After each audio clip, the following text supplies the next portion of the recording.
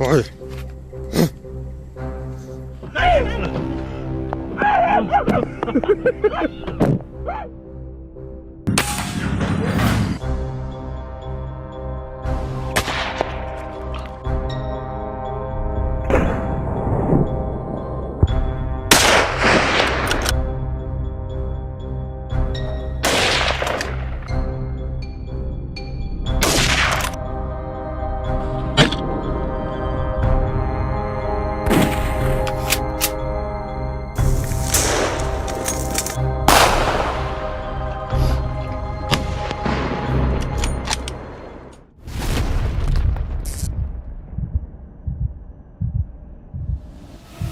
According to data from the Animal Health Agency, more than 2,500 baboon attacks have been reported in Georgia over the last 5 years. These incidents have left at least 400 people injured, with some needing hospitalization. Baboons often throw objects at visitors and aggressively compete for food, creating disturbances on the streets. Recently, their presence in residential areas has become a growing concern. Leave comment number 1 to discover more about baboons.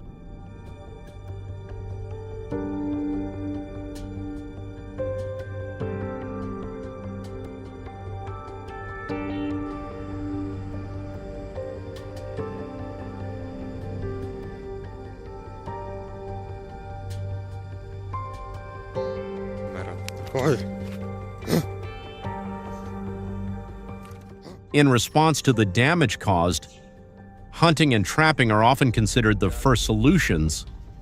While these methods are still commonly used today, they come with their own set of problems. Hunters face the risk of injury, and many lack the necessary protective gear or training. To make matters worse, baboons are protected by law in several regions, including under Georgia's Biodiversity Protection Act, which mandates permits for managing these invasive species.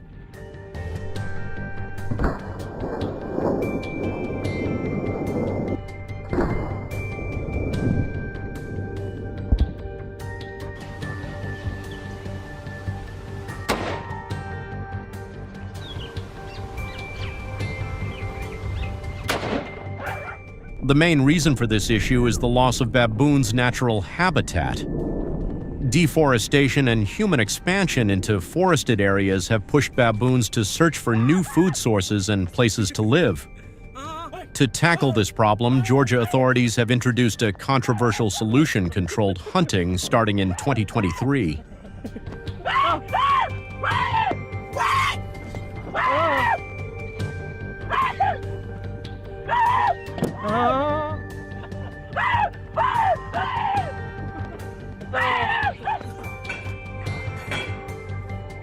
What?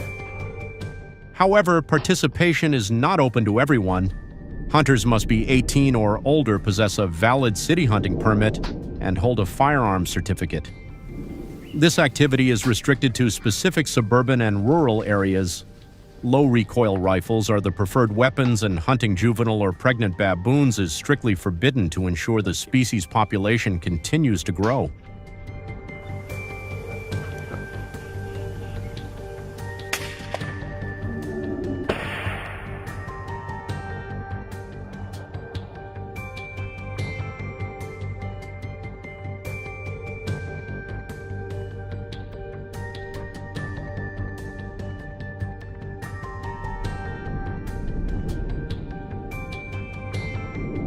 Baboons are highly intelligent animals, usually living in small groups of 2 to 5 individuals.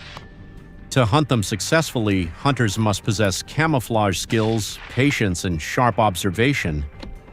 They need to blend seamlessly into the environment, stay completely silent, and wait for the perfect opportunity. Hunting requires deep concentration and expertise. Beginners must undergo extensive training to sharpen their skills and gain an understanding of baboon behavior before taking part in real hunts.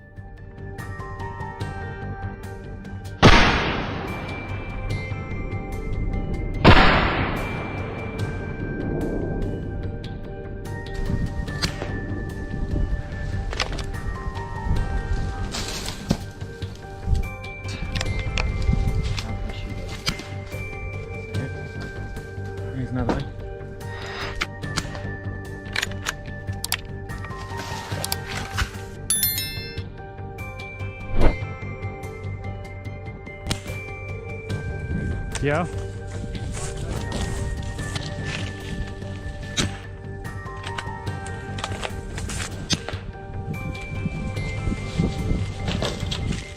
The hunting program showed notable success in 2024. Official reports indicate that around 10,000 baboons were culled. While this figure is impressive, experts argue that it is still not enough to fully manage the primate population. Nonetheless, these efforts have made a positive difference, helping to alleviate the negative impact of baboons on agriculture and residential areas.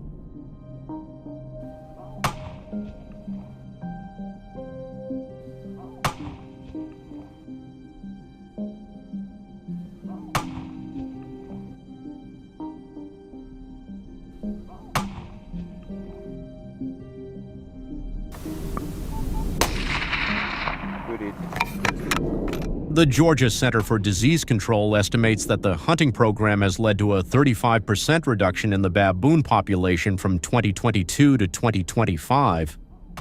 Hunters have reported that their efforts are made more difficult by harsh weather conditions and steep terrain.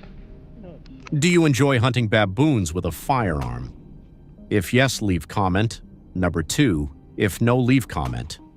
Number 5.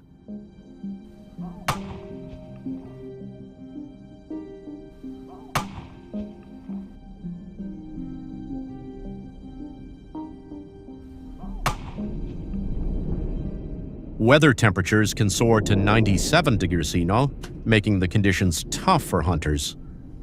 To adapt, they've constructed camouflage tents from basic materials and use fruit bait like ripe bananas or apples to lure the baboons. Professional hunting weapons and long-range binoculars are essential, allowing hunters to observe and shoot accurately from a safe distance. After hours of patient waiting, they successfully took down 5 baboons, marking a significant achievement in controlling this invasive species.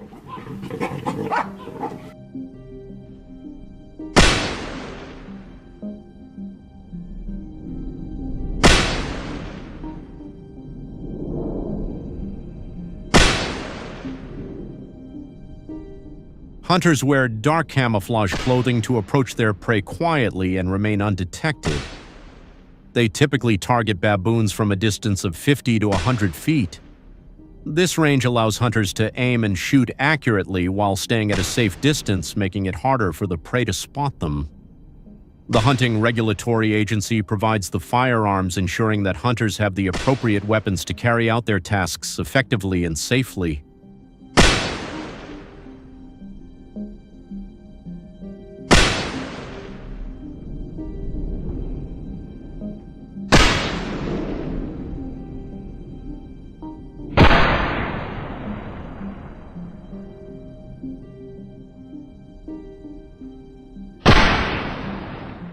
After the hunting season, hunters are required to return their firearms to the authorities to ensure they are not used for any other purposes.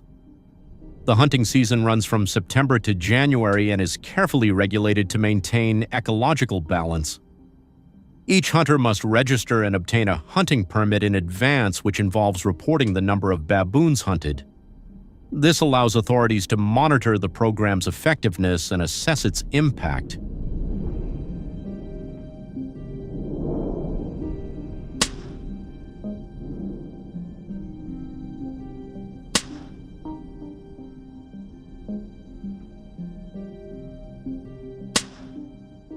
The government organizes community education programs on hunting and managing baboon attacks.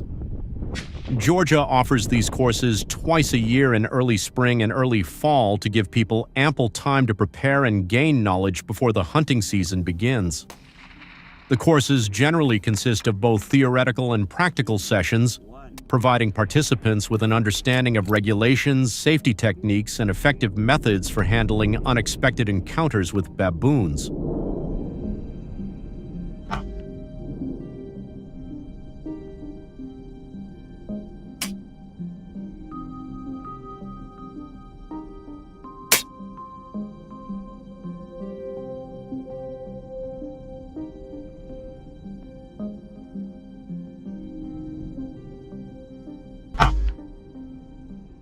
As a farmer in Georgia, I've noticed a change in how authorities address baboon attacks.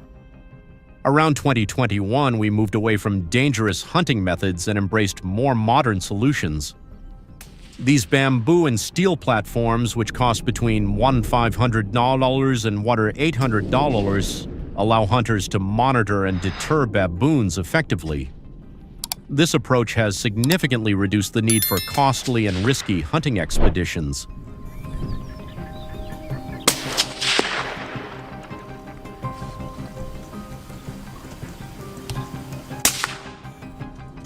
I'm sure you've heard about various trapping methods, but in Botswana, trapping baboons has become a crucial strategy for farmers struggling with constant crop damage. The tension is intense as farmers armed with wire cage traps and hunters understand that every minute matters. Both sides are under enormous pressure, and if they fail, the baboons will come back and wreak havoc on everything in their path.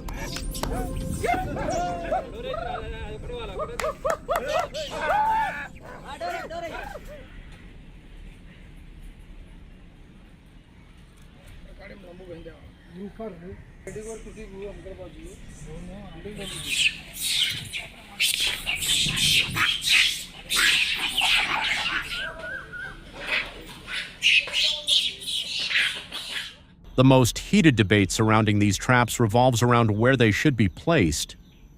Some believe traps should be positioned at the edges of farms to prevent baboon attacks, while others oppose this concern that wild boars could be accidentally captured. The practice of luring invasive species into traps with bait like corn or fruit has sparked outrage, with many arguing that it harms innocent animals.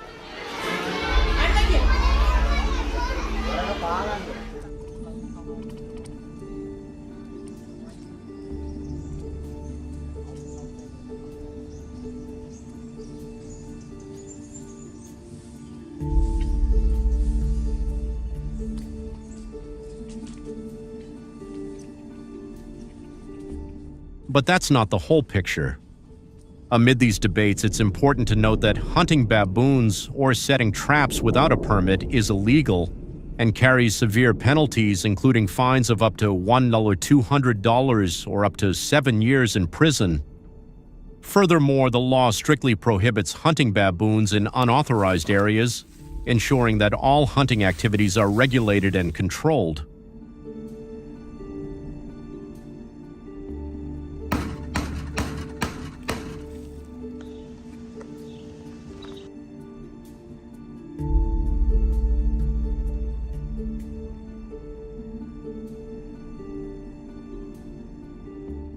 As we continue to face these challenges, finding balance is crucial. Many farmers are advocating for government subsidies to help cover the costs of humane methods such as motion sensor alarm bells and GPS tracking devices. By investing in these tools, we can better protect farmers while ensuring more sustainable and ethical solutions. Stop.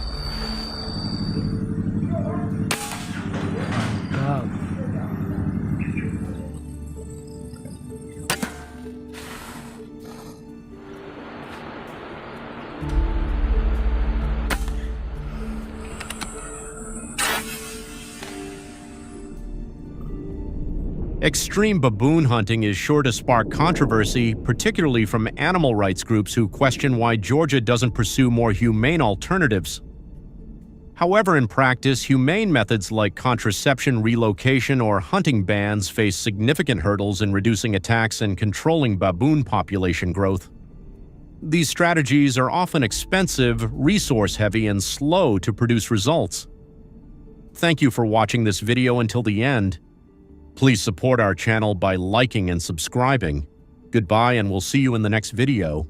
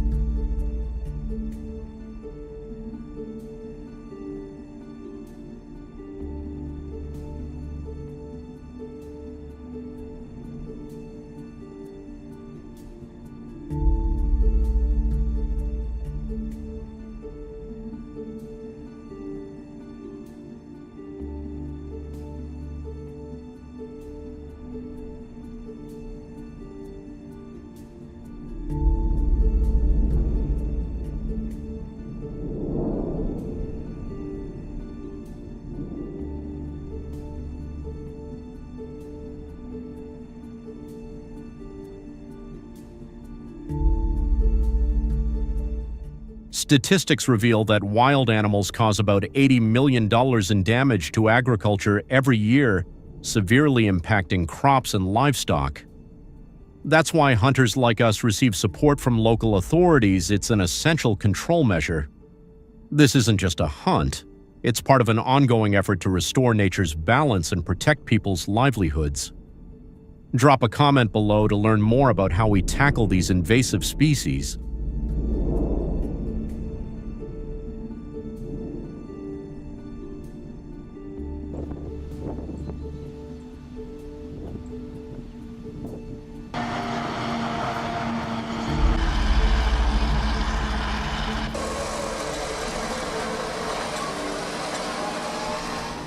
After finalizing the plan, we made our way to the designated hunting area.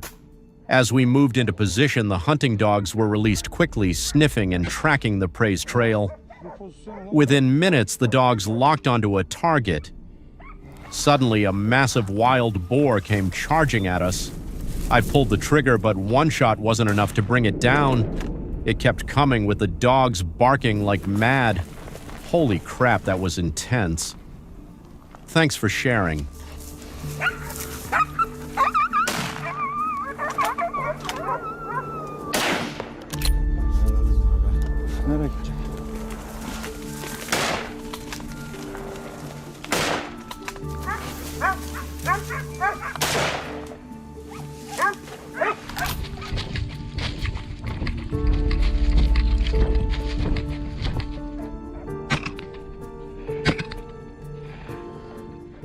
Just when we thought the boar was down, it sprang back up.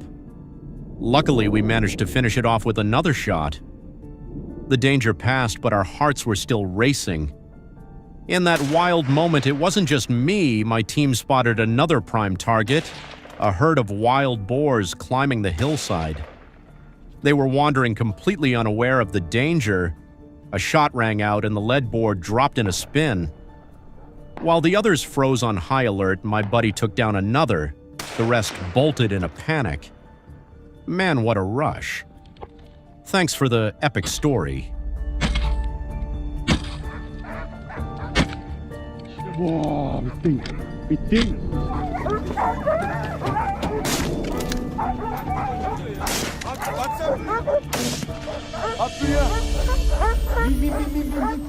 Man, if you're not lucky enough to slip away in that open terrain, it's perfect for spotting targets. We didn't waste any time, guns blazing. Shots echoed through the remote mountains as we unleashed a barrage. The boars scattered in all directions. We couldn't take them all down, so we focused on picking off the stragglers. You know how we roll, no cover, no backup, just our team taking down a few of them. What a wild hunt, thanks for sharing.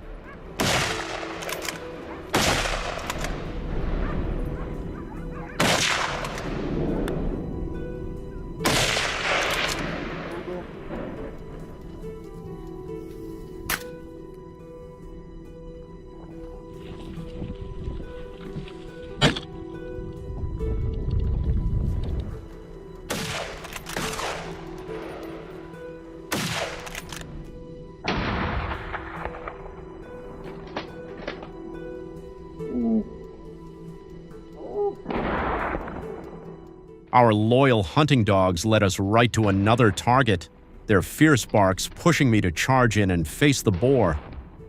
As the dogs cornered it, I stepped closer and raised my gun. Instead of backing off, that wild boar charged straight at me. With nerves of steel, I fired a shot into its body. Talk about a heart-pounding moment. If you're not an experienced hunter, don't try going solo like I did. From a safe distance, we spotted another full-grown boar in our sights. Man, what a thrill, thanks for the wild story.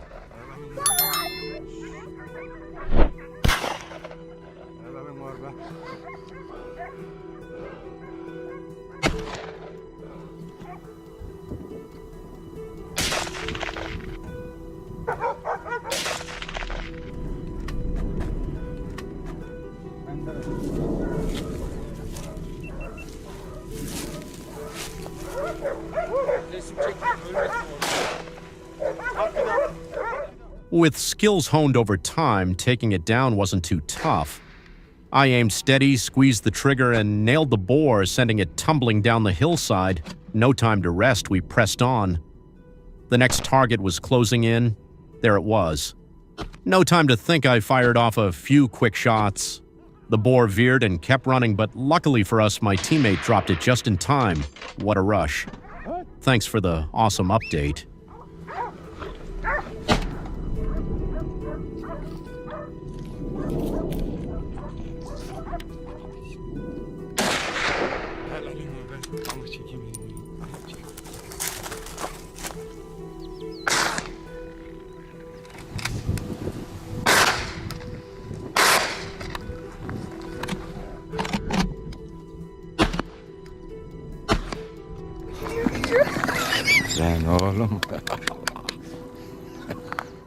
After quietly scoping out the terrain for a few minutes, our sights finally locked onto a wild boar.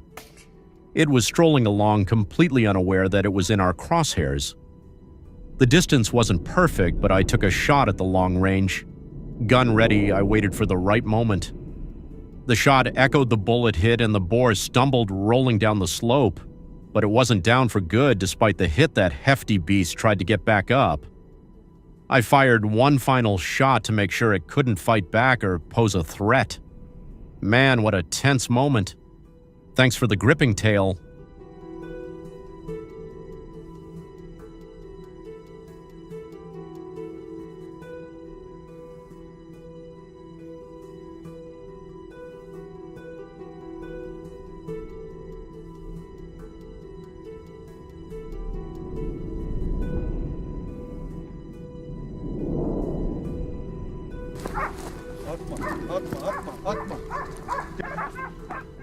Not long after, the agitated barking of the hunting dogs echoed through the forest, signaling that something was happening nearby.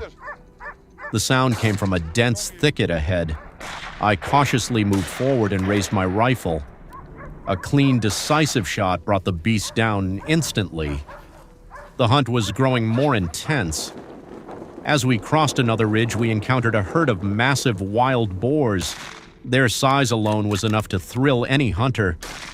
We couldn't pass up the opportunity and immediately opened fire. However, the boars scattered quickly and charged into the underbrush, with only a few unlucky ones falling lying motionless on the ground.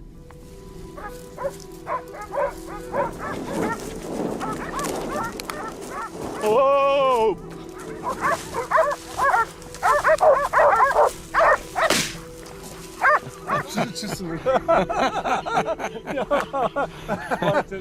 We weren't ones to give up easily. Determined to pursue the fleeing boars, we quickly signaled our team to block their escape routes, a reliable tactic that always delivered results. The moment a boar's silhouette appeared, my friend fired, dropping the lead boar instantly. A barrage of gunfire erupted, throwing the herd into chaos. No matter how fast they ran, some couldn't escape their fate. Luck was still on our side when another group of wild boars suddenly appeared.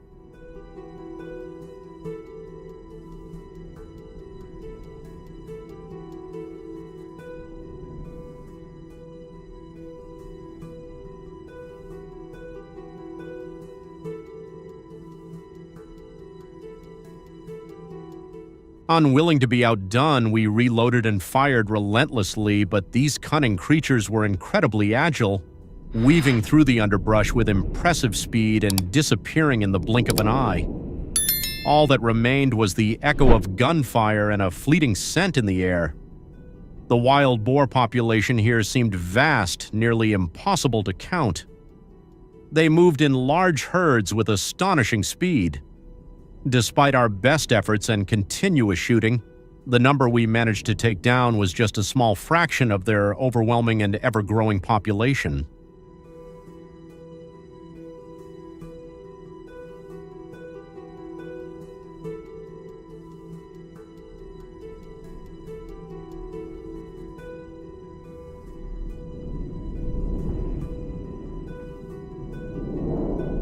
The next day, our hunting party decided to head to the Anatolia Mountains, where wild boars were becoming an increasingly serious threat.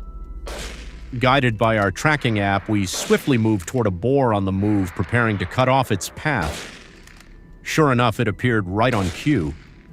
The black boar, with its coarse fur, was charging toward a watering hole. The moment it sensed danger, we fired the first shot, precise and decisive.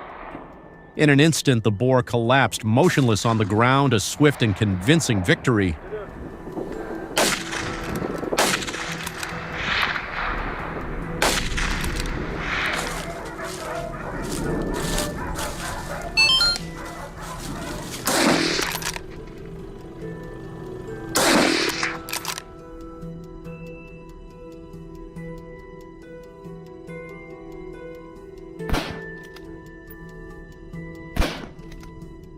We climbed to the peak of the mountain and released the hunting dogs in a carefully planned formation. Before long, sharp barks erupted from the dense thicket above, signaling danger if the boar decided to charge. I gripped my loaded rifle tightly and cautiously moved forward. Suddenly, a ferocious wild boar burst from the bushes. Without hesitation, I fired several shots in rapid succession. The boar collapsed instantly, unable to fight back. The dog's fierce barking echoed again from the other side of the mountain, a clear warning.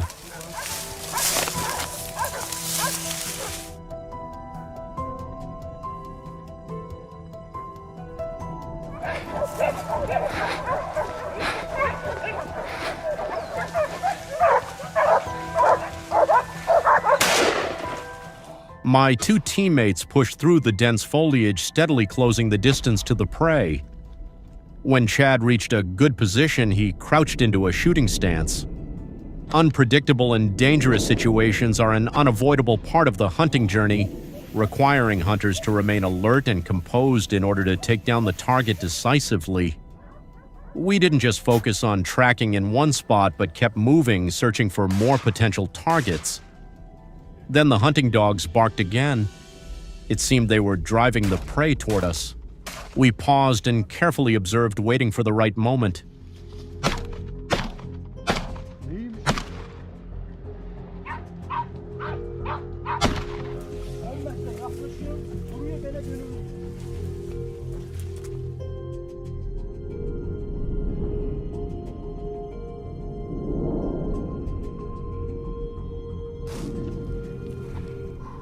As the sound grew clearer, I immediately raised my rifle and aimed straight ahead.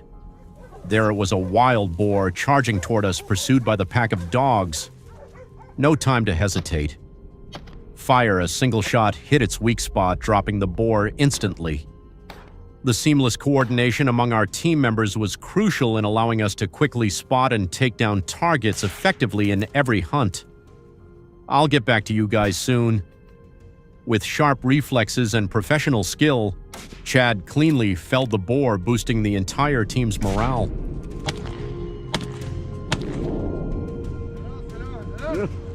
Geçiyor. Koş, git. Koş.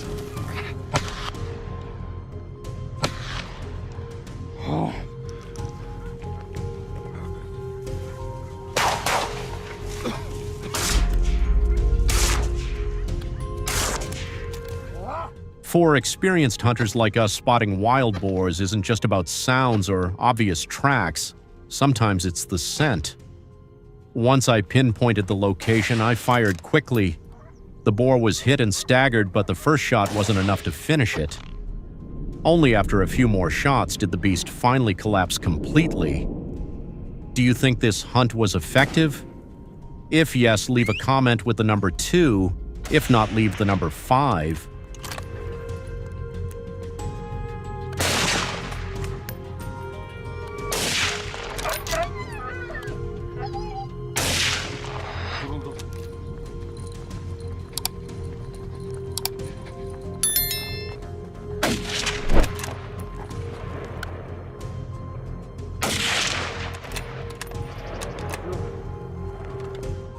Over the past 2 weeks, villagers in a rural area of Turkey have repeatedly complained about wild boars destroying crops and even attacking livestock at night. Despite trying various traditional methods, the problem persisted. Faced with this urgent situation, our hunting team teamed up with the locals to take action. And so the hunt for these destructive invaders began. This was the first ambush of the day.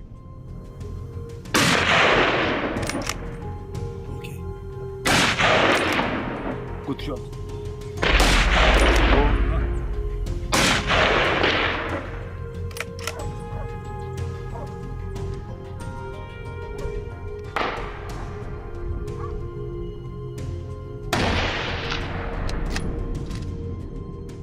We had just taken our positions when the first dark shapes began to appear in the distance. Startled by the gunfire, the boar charged off, crashing through the underbrush in a desperate attempt to escape.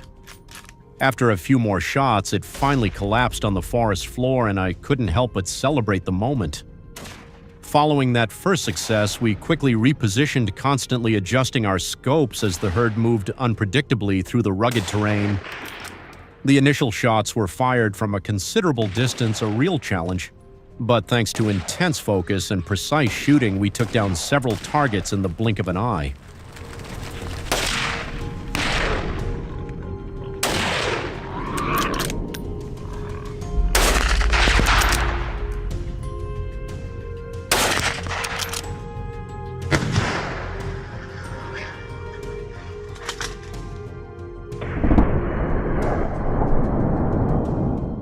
We had only moved a short distance when suddenly another familiar shape appeared. The moment it poked its head out from the bushes, I fired quickly and accurately. Not far off, another boar charged out. I stood firm, gripped my rifle, and shot. Unfortunately, my first shot missed. Luckily, my hunting teammate was ready down the slope. Right beside us, another friend fired, sending the second boar tumbling to the ground.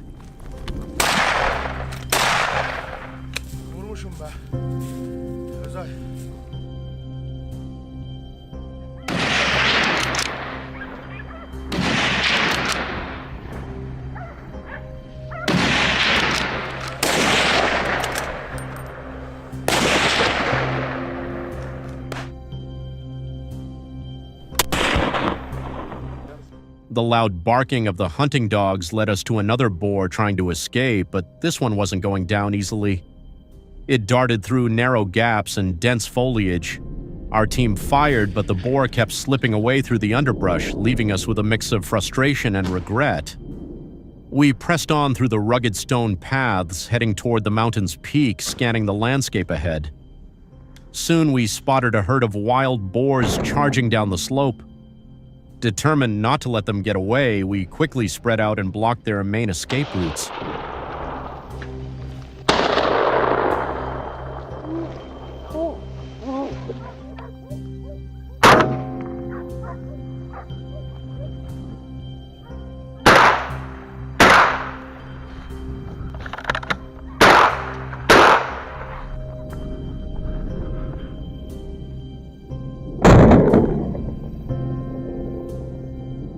As the boars burst out of the thicket, my friend and I opened fire.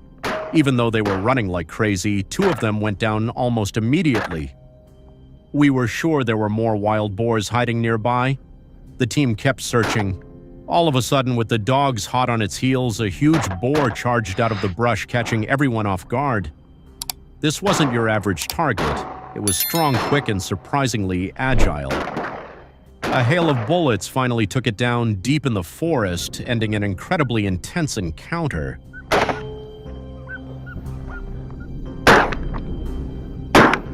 Helal, dişini gördüm.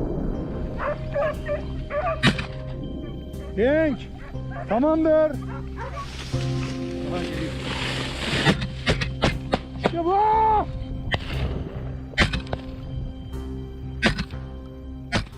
It all began the morning before when my friend Enzo called to say he'd found a spot packed with hundreds of wild boars. I agreed to join in on the exciting hunt. Because the area was so big, we spent most of our time following the boars' tracks. With help from the hunting dogs, we quickly locked in on the spot where the boars were most active. Around 150 meters away, there was a small, thick valley full of tall grass and brush, an ideal hiding place for wild boars.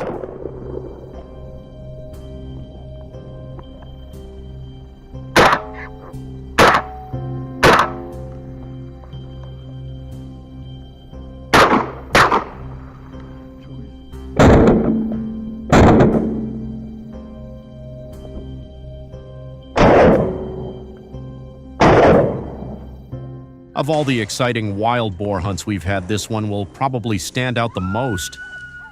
During the ambush, we were joined by our amazing partners, tough and fearless hunting dogs.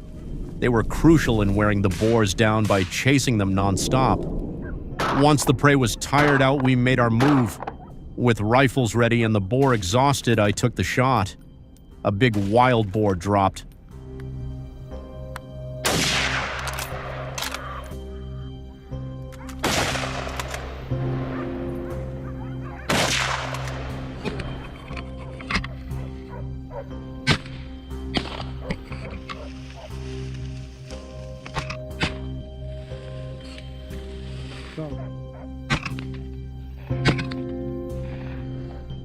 It wasn't long before another wild boar showed up and it was taken down just as quickly. Wild boars are incredibly dangerous, especially when they enter the territory of a dominant male. Every run-in with these fierce animals left us both on edge and full of adrenaline. In that moment, I understood why they're called monsters. Just one attack could seriously hurt a full-grown adult. So if you're a hunter too, be careful when going after these wild boars.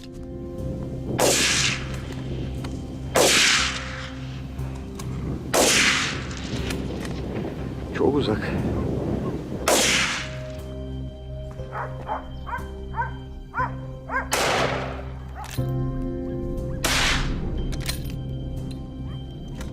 Let's see if this wild boar's speed can beat my aim.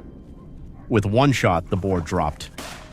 Tracking skills are key when hunting boars. It's not just about watching, you have to listen for their movements too. Suddenly, a grunt came from the bushes. We got into position. Sure enough, a huge boar with thick black fur burst out. I quickly raised my rifle and fired. The shot only made it angrier and it charged straight at me. I fired several more rounds. After taking down a few boars, we weren't ready to stop. We were determined to bring down even more.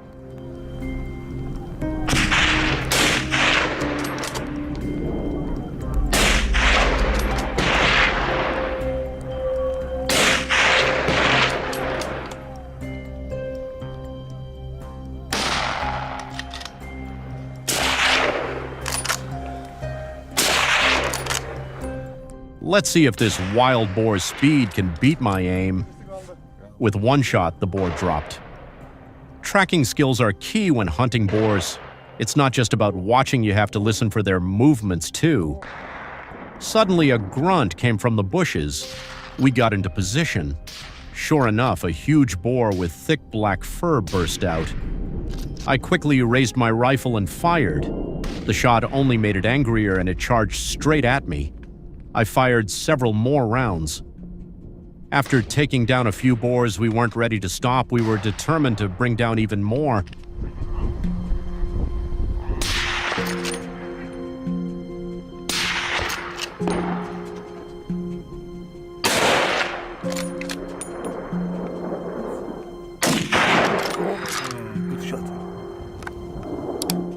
The dogs picked up on something. They suddenly became restless and started sniffing around. It seemed wild boars were close. We let the dogs loose, and just as we thought they darted off in one direction, we took note of their trail and rushed to follow. It wasn't long before we heard them barking. It's amazing how fast they can track and chase down a boar. The wild boar didn't stand a chance against the dogs or find a way to escape. We quickly reached the prey and gave our dog a well-earned piece of sausage.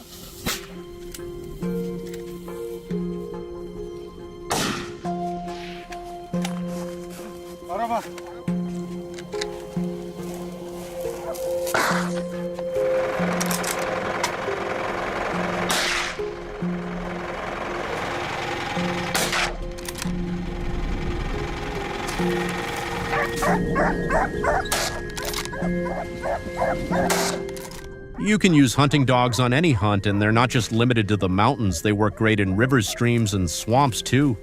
They're still capable of taking down big game. Of course, hunting also requires key gear like rifles and knives to bring down the animal. But be careful, dogs can get hurt when going up against a large, aggressive wild boar. Without enough backup, a dog could be seriously injured. In the end, if you take good care of them, you won't have to worry about their safety after a hunt.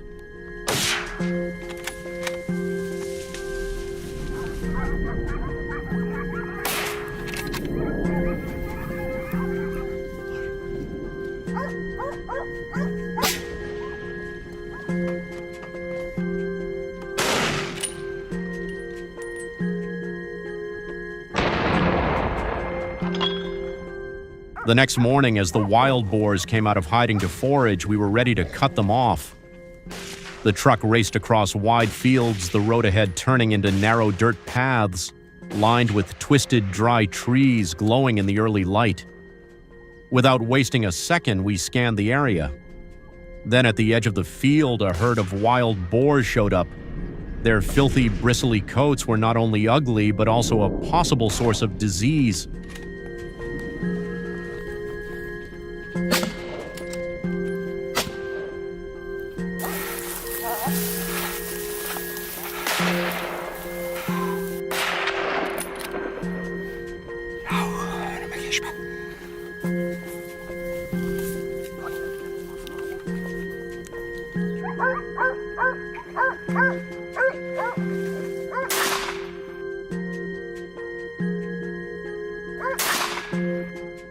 As soon as they spotted us, the boars became alert, ready to run at any second. But before they could make a move, a burst of gunfire echoed through the air, sealing their fate. A few were hit, thrashing helplessly on the dry ground like they were begging for their lives.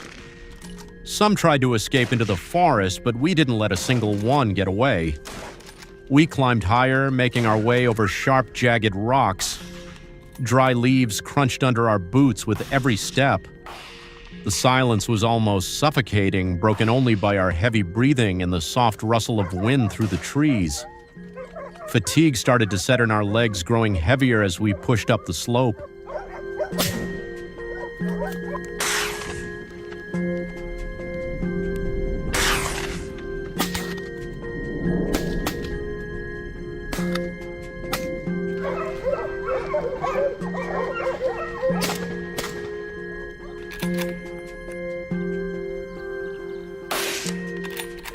But up ahead, the target was still out there. We couldn't give up or let the prey get away. Suddenly, the frantic barking of the hunting dogs broke the silence, letting us know the target was close. The team went instantly on high alert fingers, tightening on triggers. There it was. I didn't hesitate. I aimed and pulled the trigger. The gunshot echoed through the mountains, and this time the boar didn't get away. It dropped right there, a perfect end to an exciting hunt.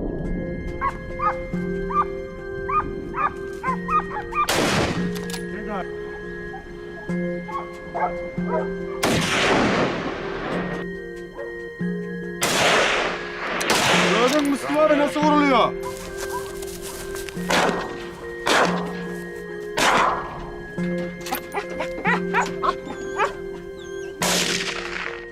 Spotting the herd's escape path, I sprinted to the hilltop, racing against time. My breath came in short gasps in the eerie silence, making the tension even thicker. And there it was. The wild boar stood frozen, panic in its eyes as it saw me. Its wild eyes flashed with fear as my cold barrel aimed right at it. But by then it was too late. Wrapping up the hunt, our reward was big. Still, with all the damage they caused, this fight is far from over. Thanks for watching the video till the end. Please support our channel by liking and subscribing. Goodbye and see you in the next video.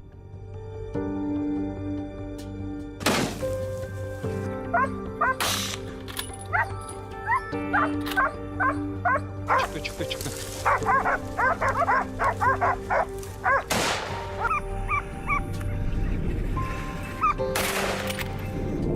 Welcome to today's video where we'll dive into the world of moose, hunting the majestic and challenging giant of Canada that draws over 50,000 hunters every year. Let's explore the unique differences between two regions where these wilderness giants roam in northern Canada, especially Yukon, which is home to 75% of Canada's moose population with an estimated 700,000 animals weighing up to 1,600 pounds. Drop a comment with the number 1 to join us as we learn about moose in this video.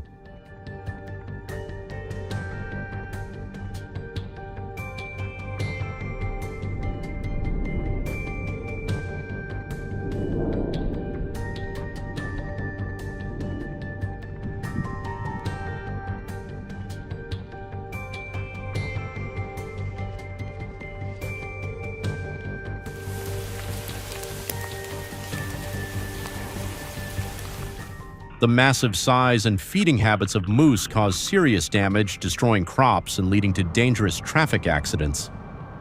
This problem is felt across both northern and southern Canada, though in different ways. Do you see moose often?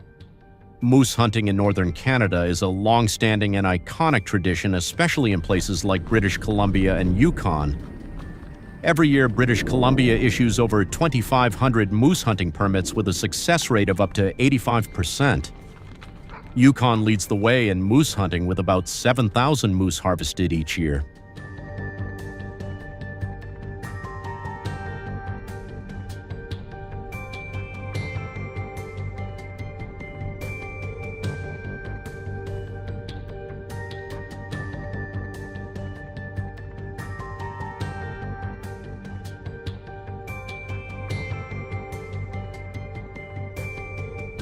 The hunting season runs from August to October during the moose mating period when they're easier to spot. Because of this, hunters need to be patient and skilled to succeed.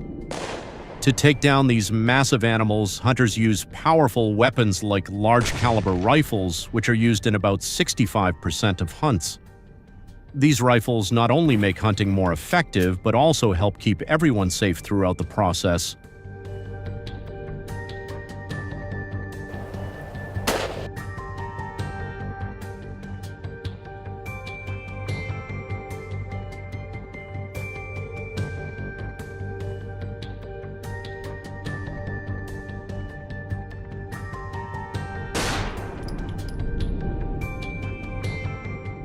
Moose can only thrive in cold, marshy areas, and Yukon provides the perfect habitat for their growth. In contrast, southern Canada, with its warmer climate and vast plains, can't support moose populations, so the species isn't found there. Each year, 50,000 moose hunters take part in the hunt, with 85% of them concentrated in the north. According to 2023 statistics, Yukon accounts for about 70% of the moose harvested across the country, an impressive number that highlights the region's leading role in managing and sustaining moose populations.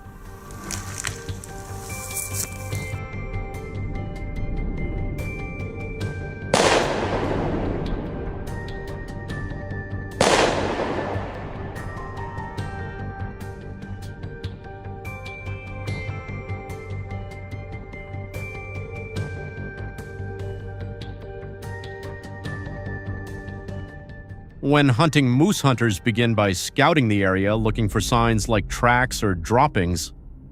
The best times to hunt are early morning or late afternoon, when moose are usually out foraging. Moving quietly and carefully, hunters use binoculars to watch from a distance, avoiding spooking their prey. Once a moose is spotted, aiming takes sharp focus. Hunters must target vulnerable spots like the head or chest to ensure a clean, effective shot, minimizing suffering and boosting the chances of a successful hunt.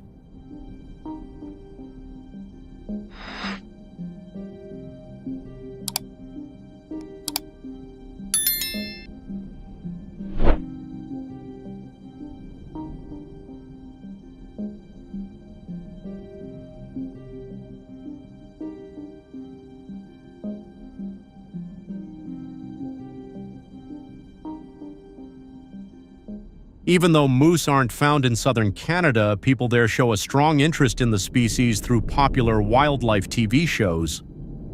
These widely aired programs focus on moose hunting, captivating southern viewers and letting them experience the excitement and challenge of the hunt without actually taking part.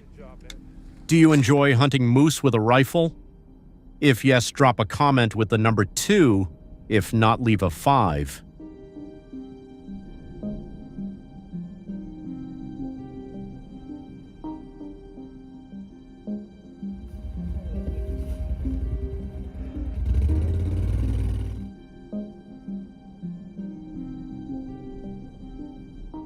If the shot is successful, tracking the moose is crucial to confirm it's fully down and can be harvested safely.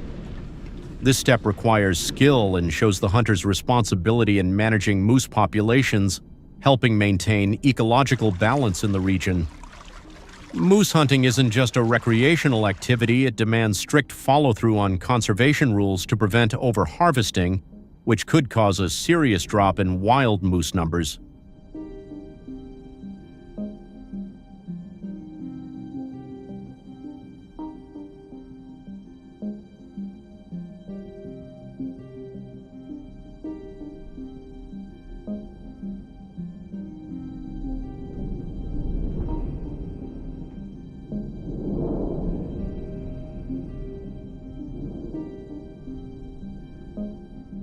Moose meat can weigh between 600 and 800 pounds per animal, and according to a 2023 report, 85% of Canadian hunters go after moose primarily for their meat, making it a valuable food source that can support families through the winter. However, the biggest challenge for hunters is hauling the massive moose carcass in tough conditions, which adds a lot of difficulty to each hunt. The effort needed to transport the prey from the hunting area to the processing site is a key part of every hunter's strategy.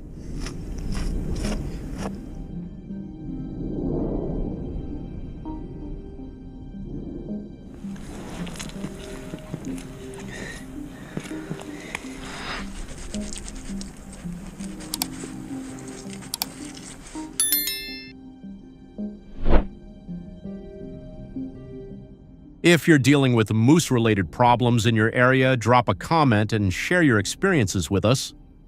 If you want to learn about any regional cultures, leave a comment too.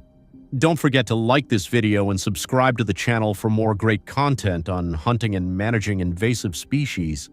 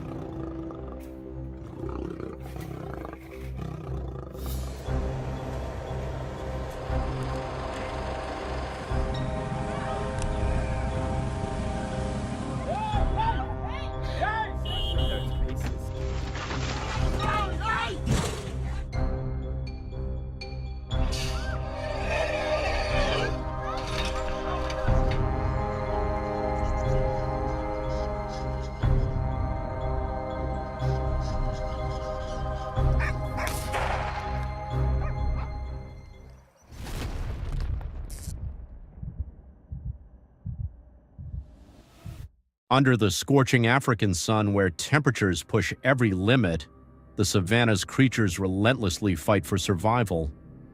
In this harsh land, lions stand tall as the ultimate symbol of power. Want to discover how they thrive and rule their pride? If you're curious, drop a 1 in the comments and join us for a thrilling journey.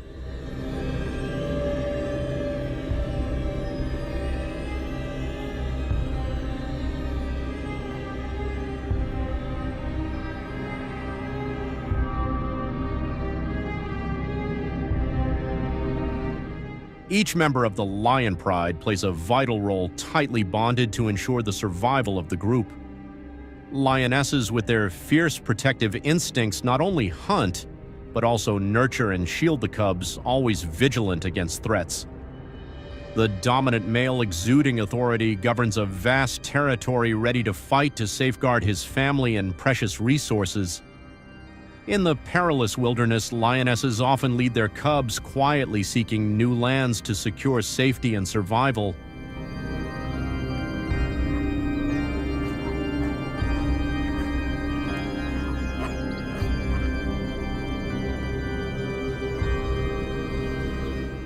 Danger lurks everywhere as a lioness fresh from giving birth faces a life or death moment. Surrounded by about 15 hyenas, their eerie cries echoing across the savanna, these cunning predators seize their chance. Exhausted and wounded, the lioness's maternal instinct ignites, driving her to fight fiercely in a desperate stand. Suddenly, a male lion appears, his thunderous roar shaking the plains as he charges into the fray to protect his family. The savanna trembles under the brutal clash where roars blend with the raw will to survive in an epic battle.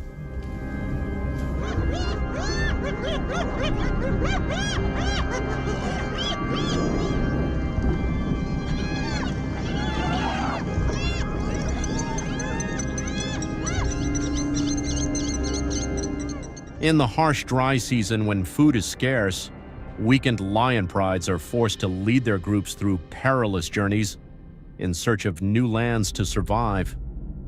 This is a final battle for survival, but it also brings them closer to humans. As night falls, lions stealthily attack settlements, stealing livestock. Reports from the outskirts of Johannesburg indicate over 15% of residents' livestock was lost in a single season. For local farmers, this is an irreparable loss.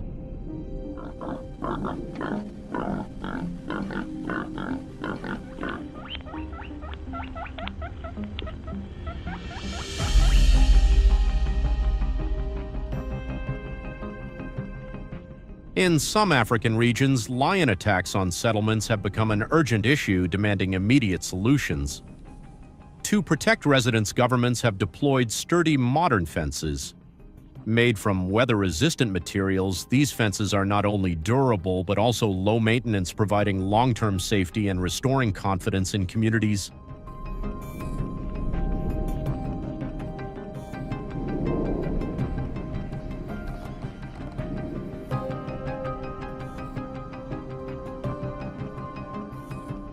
In the late 19th and early 20th centuries, African authorities implemented aggressive measures to counter the threat of lions, marking a significant chapter in the conflict between humans and nature.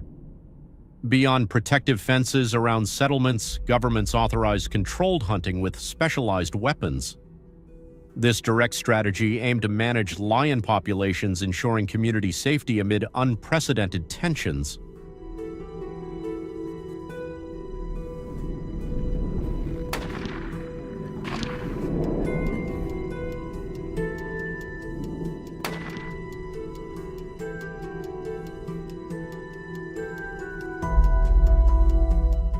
To prepare for this mission, visiting a top African hunting gear store is essential. Here, hunters can choose the Rigby 416, a powerful weapon ideal for hunting large game like lions or Cape buffalo. With its versatility, this rifle allows hunters to switch targets seamlessly without changing weapons, optimizing efficiency for every expedition.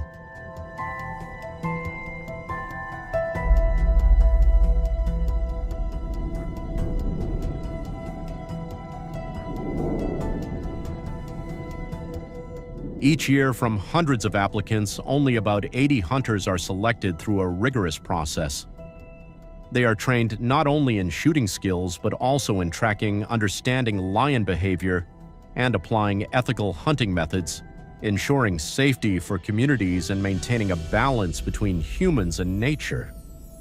Do you think firearms training for hunters is necessary? If you agree, leave a 2 in the comments. If not, leave a 5.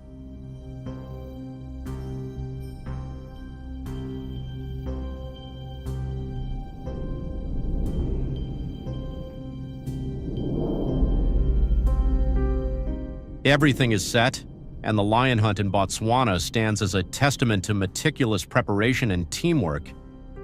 Each hunting team consists of at least 3 members: the hunter, the tracker, and a professional guide.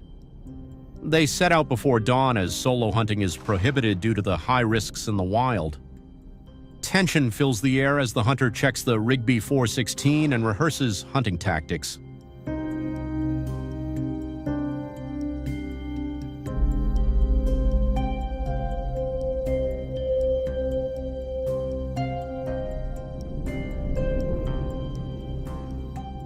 Under the blistering afternoon heat, the hunting team cautiously tracks through tall, dew-soaked grasslands.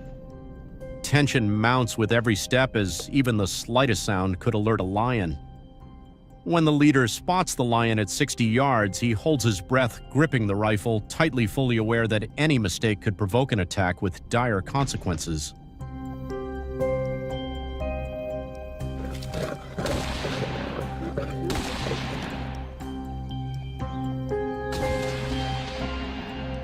Don't go away.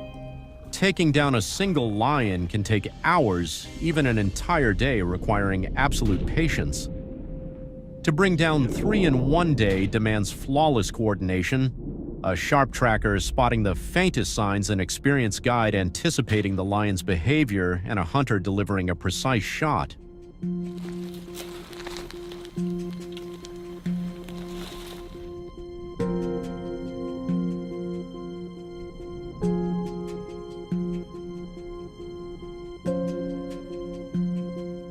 A successful hunt is a rare moment when everything goes smoothly. The hunting environment is always fraught with danger, with unexpected confrontations possible at any time. Not every lion waits passively to be spotted. Reports from African conservation organizations note dozens of incidents where hunters were attacked when less than 15 yards from the animal. Fortunately, experienced hunters often manage these situations with skill and composure, ensuring the safety of the entire team.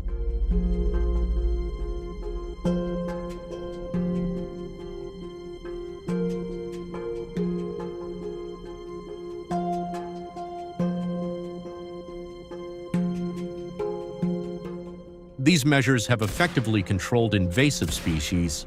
If you have any ideas or more feasible solutions, share them in the comments for discussion. Thank you for watching the video. If you found the content helpful, please like, share, and follow for more updates. Invite your friends to explore too. Goodbye and see you next time.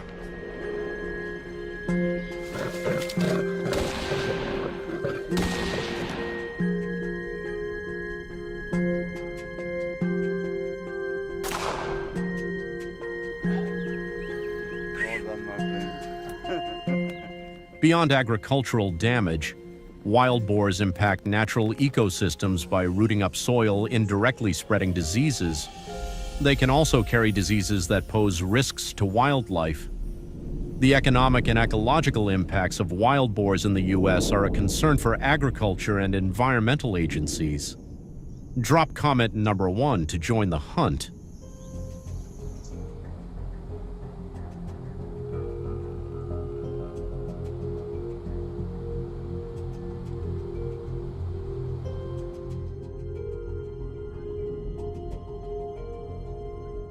As harvest season nears, rural Texans are on edge. Every year at this time, wild boars swarm from the forests, ravaging crops in just a few nights. So we're organizing a hunt. Some are bringing hunting dogs, others entire packs. Everyone knows if we don't act fast when the boars descend, we'll be left watching our crops get destroyed.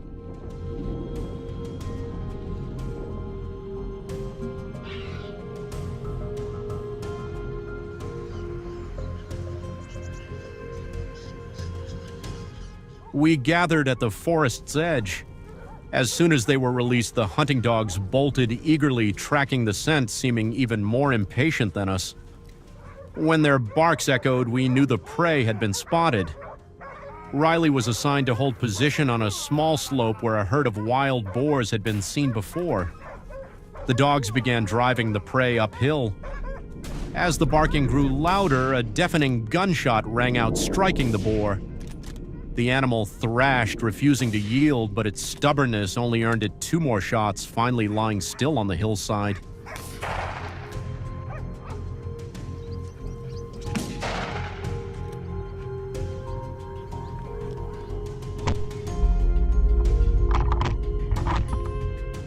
The team fanned out to widen the search area. I moved forward slowly, staying sharply focused.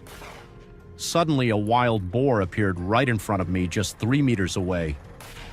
Before it could react, it dropped from a precise shot. I hoped future encounters would go as smoothly. The dog's barks echoed from deep in the forest. Without hesitation, I raised my gun and fired decisively. The gunshot silenced the dogs for a moment, and the boar collapsed in its hiding spot.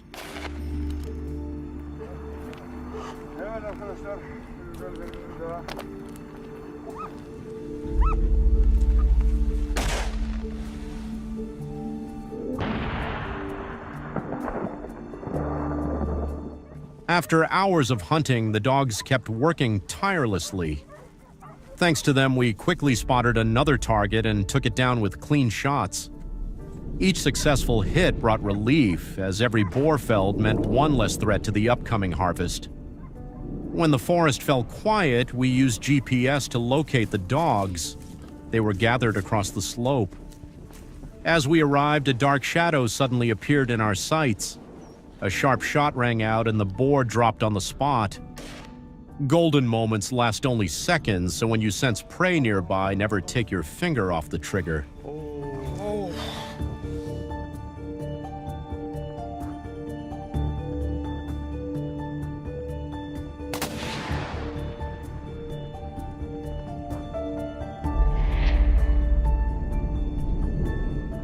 While scanning the surroundings, I stumbled across a small creek in East Texas, a perfect spot for wild boars to forage. Let's see if we find anything, I muttered, gripping my rifle. Sure enough, minutes later, the dog's barks erupted like an alarm. A jet black boar charged forward. I was ready, raised my gun, and fired.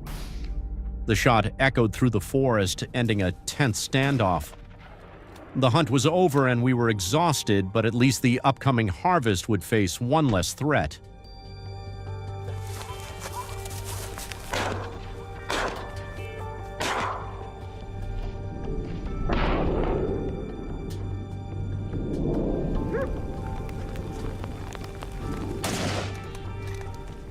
After years of trekking through forests and facing countless tense hunts, I thought I was accustomed to the dangers of the wild.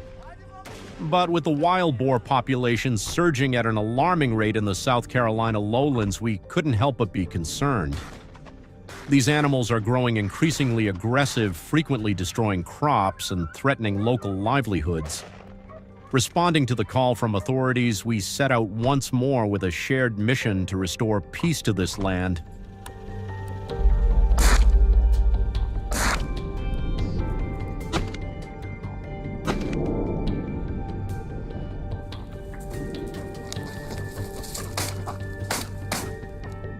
Late in the afternoon, we reached a swampy area bordering the fields in South Carolina, a notorious haunt for destructive wild boars. We'd spread bait to lure them out. Drawn by the scent, the boars started appearing, their numbers growing. Every move they made was in our sights. From a high vantage point, my teammate carefully adjusted the rifle, took aim, and fired. The sudden shot hit its mark, and the boar dropped instantly.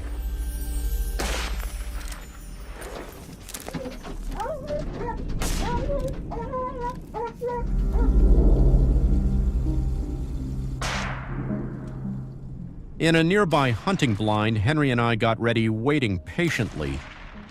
After nearly 20 minutes, dark shapes started moving. The wild boars had arrived. We immediately peered through our scopes, tracking every slight motion. As the boars let their guard down, a burst of gunfire shattered the still air. One dropped instantly, a perfect shot. A surge of triumph washed over us, pride and joy clear on our faces.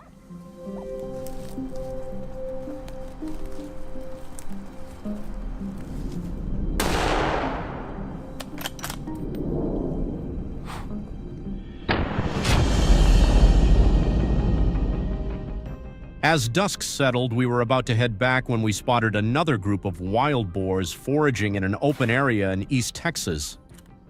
We quickly took positions, rifles raised, eyes focused. I picked my target and let out a short call to grab its attention. When it paused, I fired. The bullet tore through the air, hitting its mark. Despite a panicked attempt to flee, it staggered only a few steps before collapsing.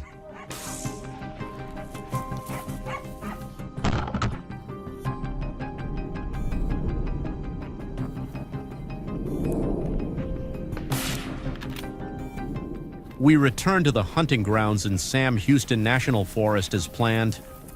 Suddenly, a dark shape slunk forward from a distance, weaving through the grass. I quickly raised my rifle, steadied my hand, and aimed.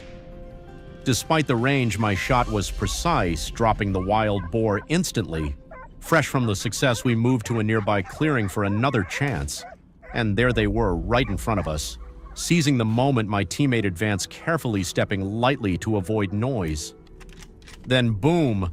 A single shot rang out, signaling another victory.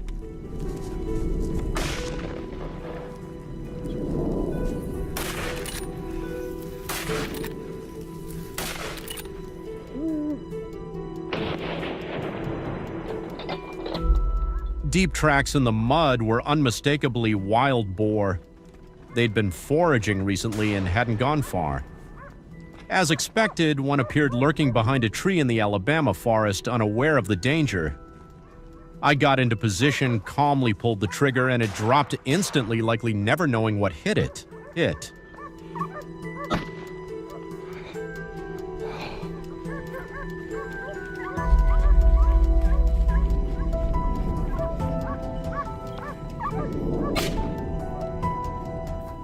We used various strategies to hunt wild boars, including silent waits from elevated positions.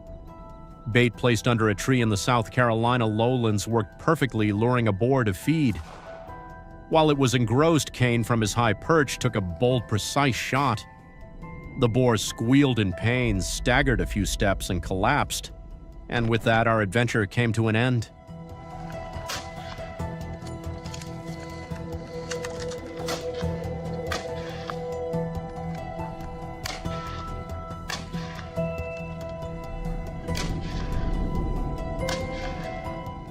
Wild boar meat has long been a staple in the famous red wine stew of Cajun Louisiana. For the freshest meat, nothing beats hunting in the wild. So we're heading into the vast wilderness of Kisatchie National Forest, where thrilling showdowns with wild boars await. Have you ever eaten wild boar? If yes, drop comment number 2. If not, leave number 5.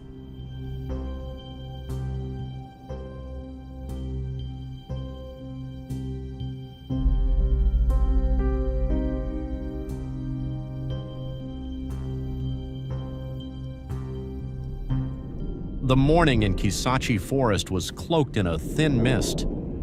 We ventured deep into the ancient woods, quietly spreading out to maintain sight lines and support each other. As soon as we released the dogs, they charged off, barking loudly when they caught a scent. We raced toward their urgent calls.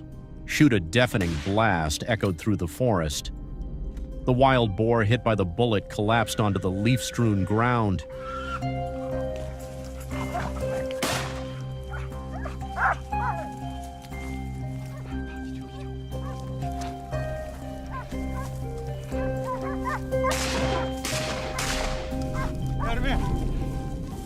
Before we could celebrate, another herd of wild boars charged out. We kept firing rifles, roaring through the treetops. In under 3 minutes, we'd bagged more than we'd imagined. As we caught our breath, a rustle came from the bushes ahead. Hear that? I whispered, gripping my rifle. We froze, eyes locked on the dense thicket. Suddenly, a boar burst out. I raised my gun, fired, and the bullet hit its mark, dropping the animal on the spot.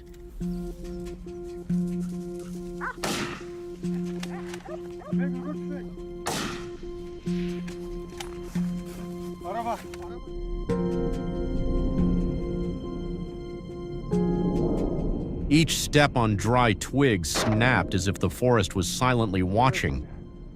Suddenly, a sound erupted from across the trail in the Alabama woods. "Got one," I whispered, signaling the team. I took position, carefully aiming for the weak spot. The gunshot shattered the silence. The wild boar lurched, then collapsed. Nerves of steel and sharp skills secured our victory in this harsh environment, but I knew bigger challenges still lay ahead.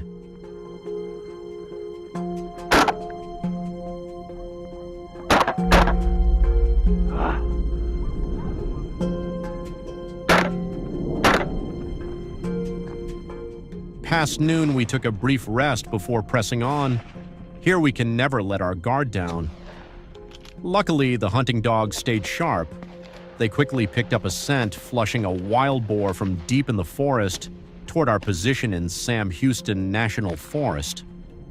Cornered with nowhere to run, the boar faced the cold barrel of our guns.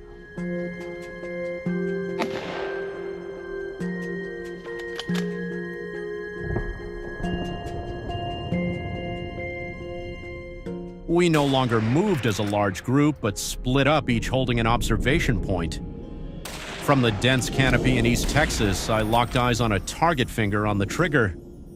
But suddenly a herd of wild boars burst from the bushes like a whirlwind. Shoot now, I acted on instinct, firing rapidly. After a quick barrage, one boar lay dead. When I returned to the rendezvous, Chris was still in a tense standoff with more boars that had just charged in.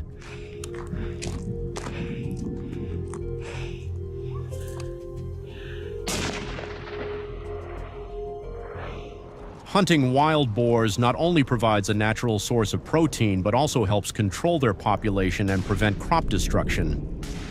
Still, we strictly adhere to conservation principles and local hunting laws in the U.S. These are the rules we follow on every hunt.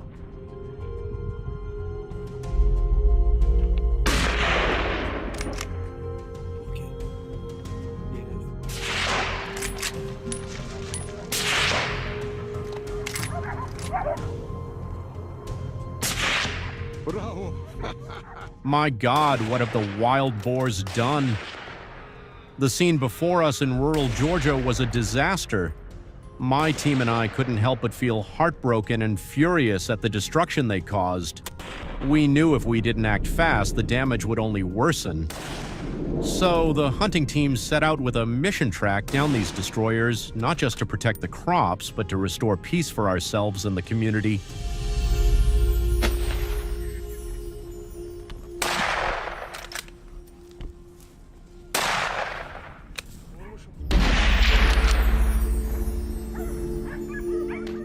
At dawn, we entered the forest near the village in Georgia. Having hunted together for years, we needed no words. Everyone automatically took their positions. I started scanning for boar tracks. Suddenly, a teammate shouted from a distance the target was closing in. Sure enough, thanks to our readiness, I aimed and fired in a split second. The shot hit its mark, and the wild boar skidded across the ground before collapsing.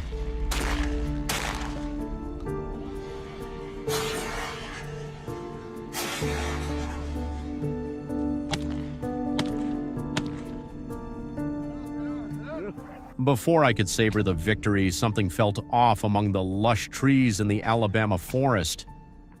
A dark shape darted by, and my hunting instincts kicked in. I raised my rifle, eyes locked, ready to fire at any moment. Bang! The wild boar jolted, trying to dodge, but it was too late. The bullet struck clean, and it staggered thrash, then went still. When I radioed in, Orson swiftly moved to a blocking position. Sure enough, when another boar appeared, he fired a clean shot, relying on instinct, dropping it swiftly.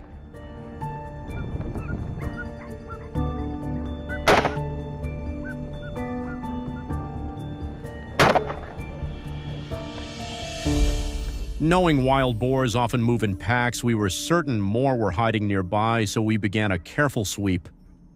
As expected, a herd emerged under pressure in Coyote National Forest. I stayed calm, gripping my rifle, eyes fixed on the target. Bang, a precise shot dropped one on the spot.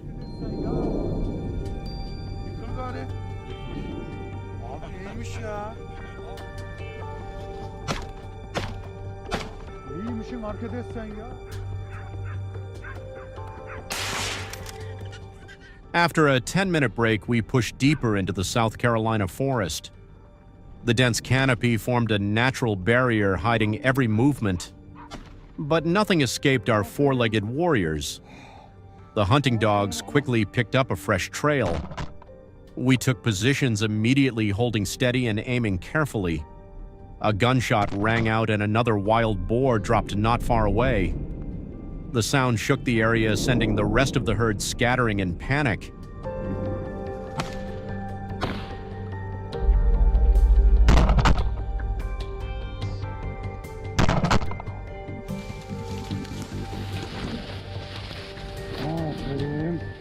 Some nearby boars bolted in panic, but we didn't let them escape easily. I quickly adjusted, locked onto a fleeing target, and fired. Another wild boar dropped instantly. Within minutes, we had another trophy. Just as we were about to wrap up, the dog suddenly barked frantically from deep in the East Texas forest. A massive dark shape charged out at terrifying speed. Giving it no chance to fight back, I fired immediately. A few shots rang out and the target collapsed.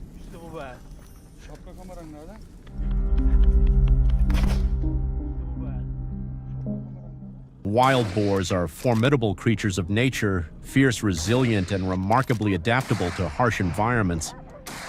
An adult can weigh 100 to 150 kilo, with some males exceeding 200 kilo, armed with razor-sharp tusks, deadly weapons when they fight back. This danger makes every hunt a tense challenge. Today I'm setting out again, ready to face them in the rugged wilderness of the Ozark Mountains, Arkansas.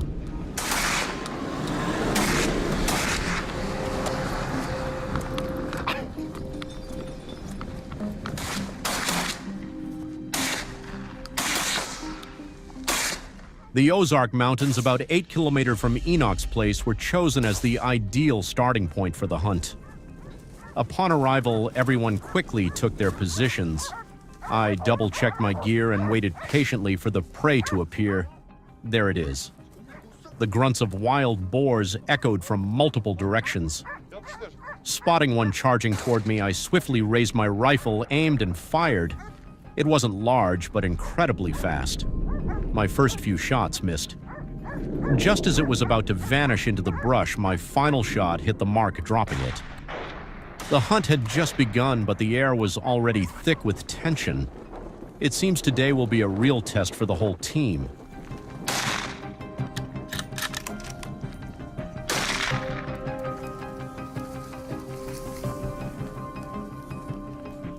As the sun grew harsher, we conserved energy in the scorching heat by letting the hunting dogs lead the search. 15 minutes later, their bark signaled prey nearby. We scanned the surroundings with maximum focus. As expected, a wild boar charged out. I didn't hesitate, firing a rapid burst of shots. The bullet hit its mark, and the wounded boar collapsed shortly after.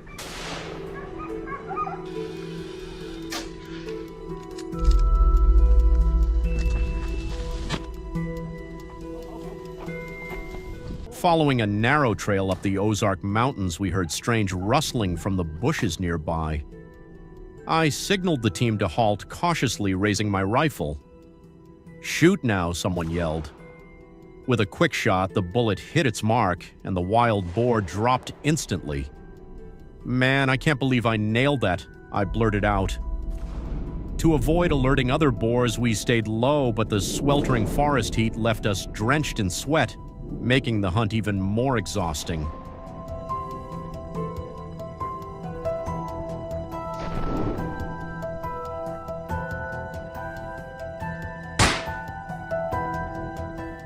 "There's one," Enoch shouted as he spotted a wild boar. He swiftly moved to block it on the trail. tension spiked with every second.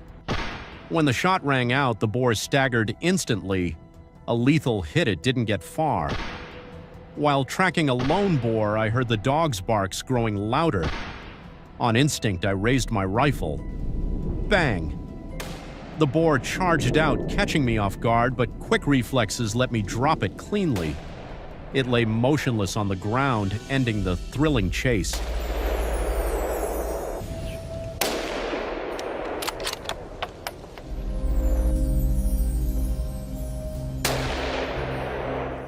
As soon as I spotted the prey, I fired immediately. Everything went smoothly, and thanks to that, we bagged some valuable trophies for the day. After a long, exhausting morning, the team had solid results, but with the dense wild boar population in this area, it's clear we'll be back soon to keep clearing them out. Thanks for watching this video to the end. Please support our channel with a like and subscribe. Goodbye, and see you in the next video.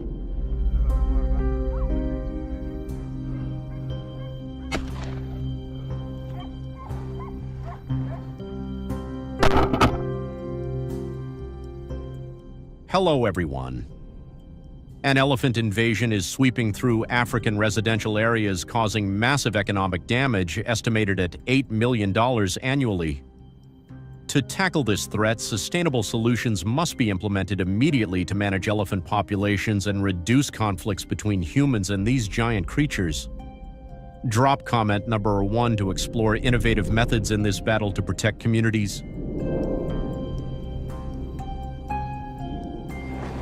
That's smart to not get out of his way.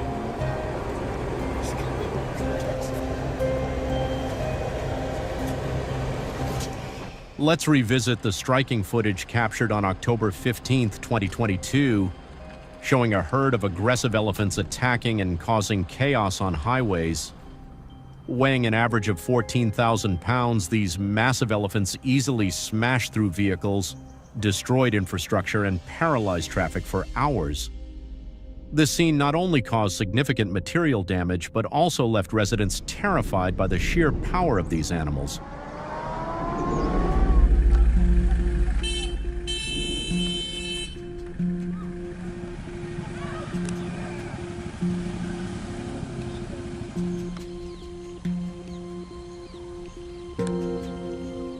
Khamenei is losing his advisors.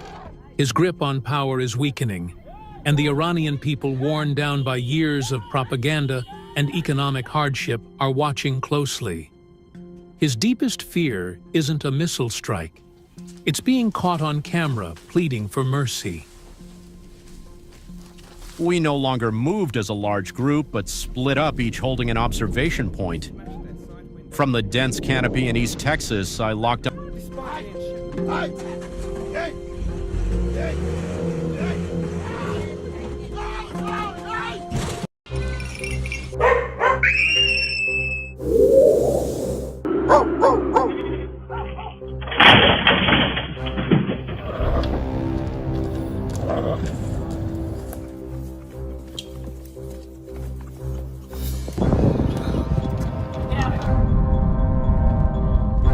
Hey, back off!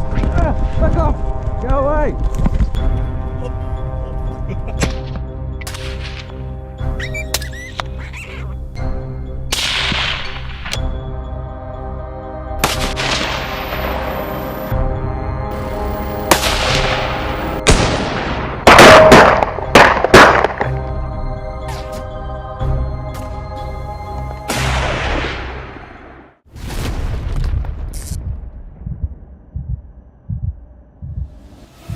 Hello, hunting to eradicate coyotes has become familiar to Texans. This species multiplies rapidly and spreads across rural Texas, causing significant damage of up to $21 million annually, according to 2023 Texas statistics.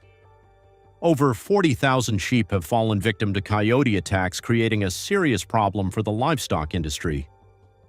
Would you like to join the hunt for this invasive species? Comment the number 1 to step into this hunting adventure.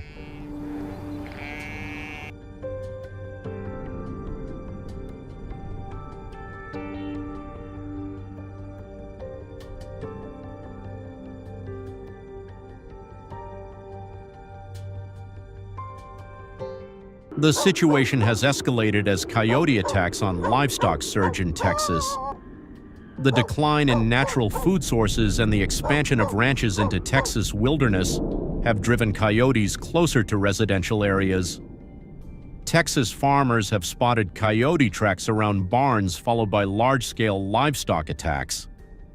Economic losses are estimated at $21 million annually, threatening local livelihoods and forcing Texas authorities to take immediate action.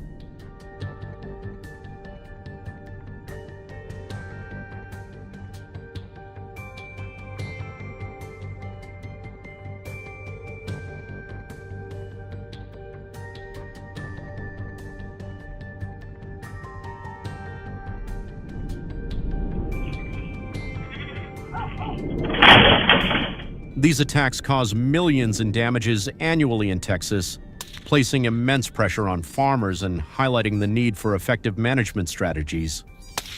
One primary method to control the coyote population in Texas is hunting. Hunters use high-powered rifles like the 223 Remington or compound bows for those preferring a more traditional approach. Each method requires skill precision and an understanding of the species' behavior.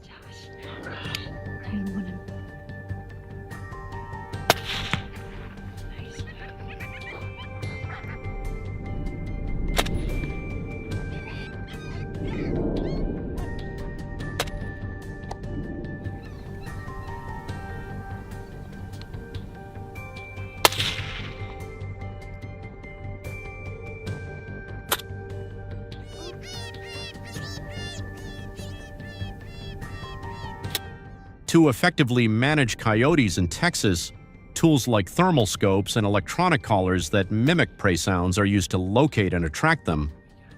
These tools enhance hunters' success rates without harming wildlife. Precision is critical as coyotes can reach speeds up to 40 miles per hour and easily detect danger.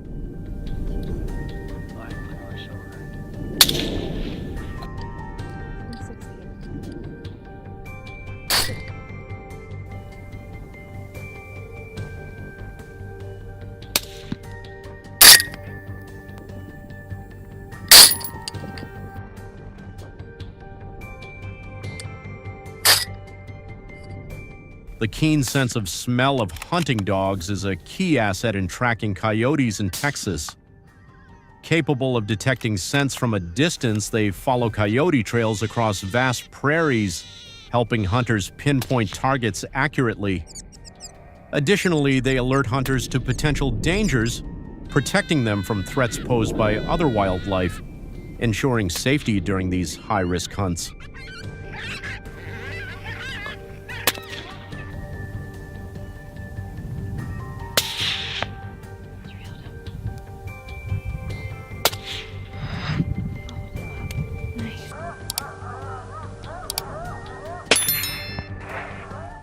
These measures not only protect livestock but also ensure safety and efficiency in controlling the coyote population in Texas. Hunting requires hunters to have specialized skills and patience. They must approach within about 40 yards of their target, as any movement or noise can be detected by coyotes. Hunters often wait 4 to 6 hours for a precise shot opportunity.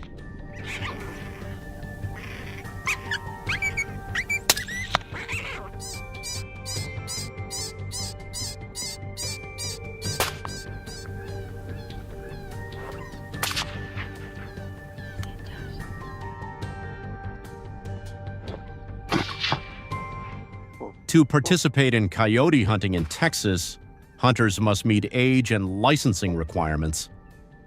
Texas mandates that hunters be at least 16 years old and possess a valid hunting license. These regulations ensure hunters are responsible and knowledgeable about hunting laws and ethics, contributing to the broader goal of effectively managing dangerous predatory species.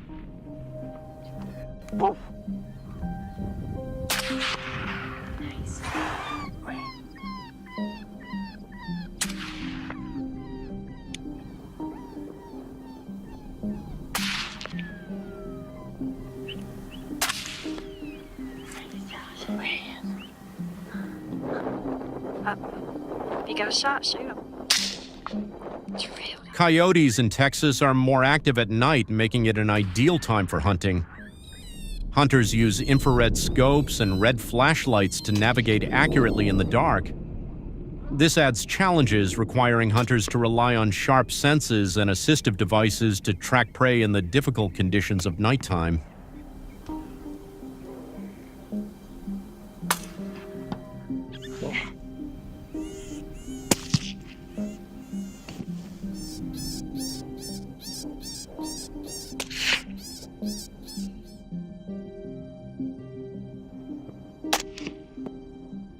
Using GPS and coyote tracks on sandy surfaces in Texas is an effective method. The clear footprints reveal their movement patterns, and combined with modern devices, hunters can quickly locate hunting sites. These tools are also permitted by Texas authorities. I'd comment with number 2.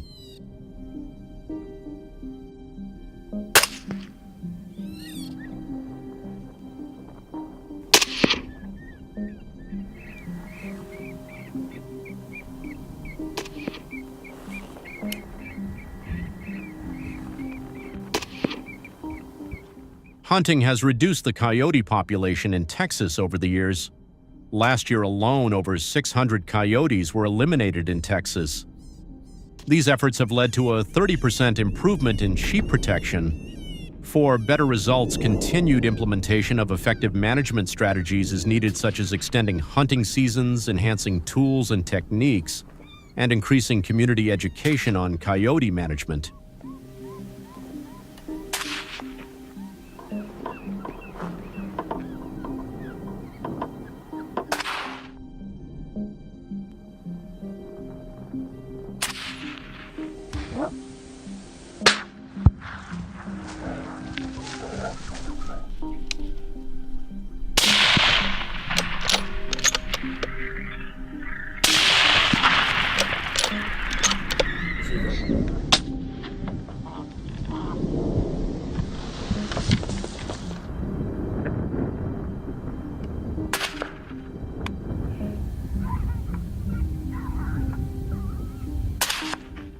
During each hunting season in Texas, hunters are granted permits based on a limited number set by state regulations.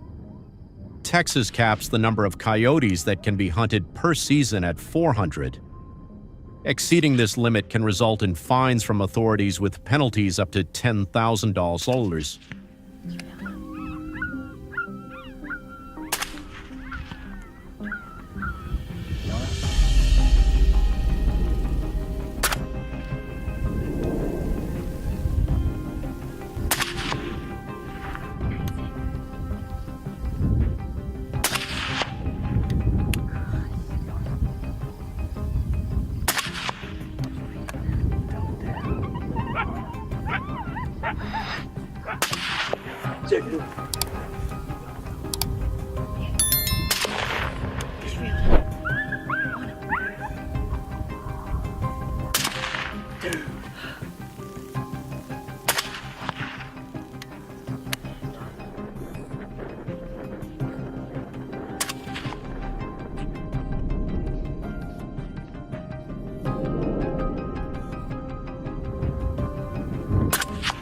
Dude, right there. Hunters in Texas must remain highly vigilant, as coyotes can attack at any moment. With a bite force of up to 1,500 pounds, they pose a significant threat. Hunters should maintain a safe distance of at least 100 to 150 yards to minimize risks. To ensure safety, thorough preparation and proper equipment are essential for handling any situation in the wild. Crushed him.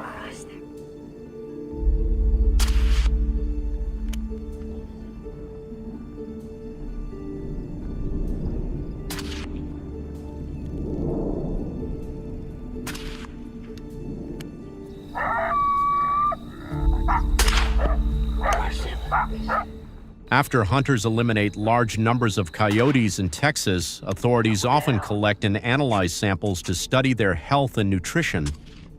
This helps identify factors affecting the species' growth, leading to more effective management strategies. Coyotes may be handled in various ways depending on research findings and the situation on the ground. Crushed him.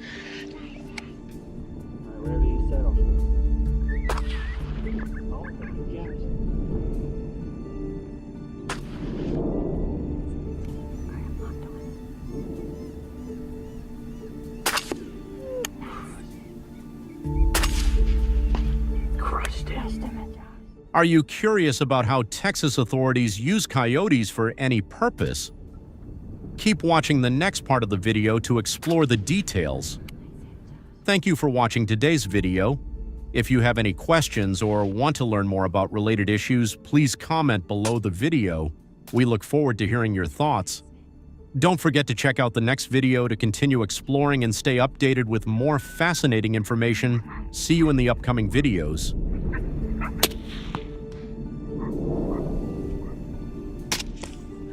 Nice hit.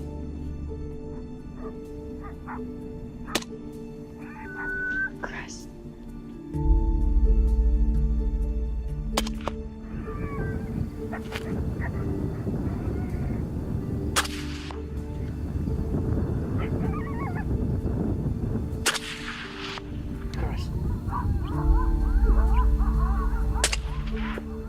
Watch this one. All right. Whoa. The remote outback of Queensland, Australia, renowned for its vast wilderness and sprawling grasslands, is home to a population of kangaroos adapted to harsh conditions. The male kangaroos in this region live by a single principle: survival demands combat. Their lives are shaped by fierce battles for dominance where only the strongest and most cunning can rise to lead the social hierarchy. Leave comment number 1 to explore how to tackle this invasive species together.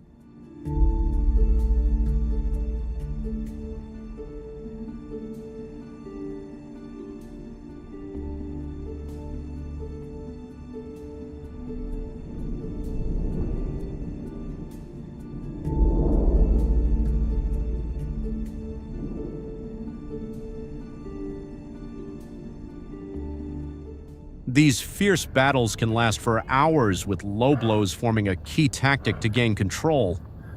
The victor earns access to mates and passes on its genes to the next generation. What makes kangaroo fights remarkable is their exceptional physical strength. Standing up to 6.5 feet tall with lean, powerful muscles, an adult male kangaroo is a formidable opponent. Its strong hind legs deliver forceful kicks, while sharp claws and sturdy forearms aid in grappling with rivals.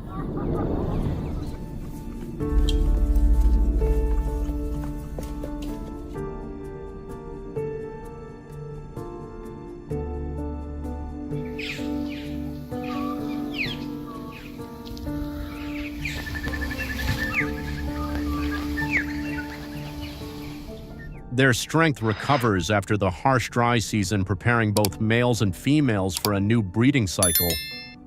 But danger always lurks in the wild. A pack of hungry dingoes emerges, targeting the weakest kangaroos yet.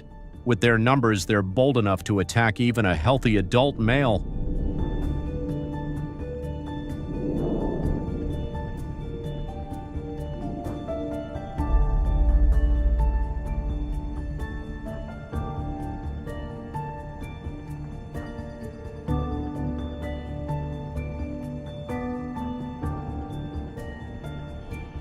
To survive, kangaroos rely on speed and agility. Instead of hopping faster, they extend their stride, sometimes reaching 15 feet in a single bound. At 10 miles per hour, they move efficiently, forcing the dingo pack to expend twice the energy to keep up. However, at 25 miles per hour, they struggle to outrun these persistent predators.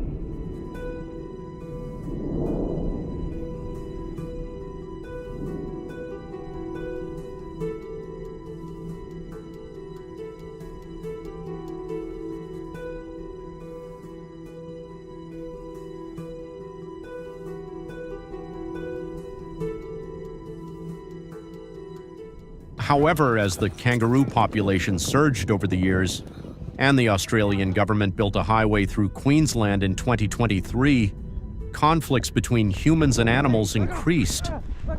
The government decided to construct fences to control kangaroo movement. These fences stretch for dozens of miles, aimed at protecting motorists.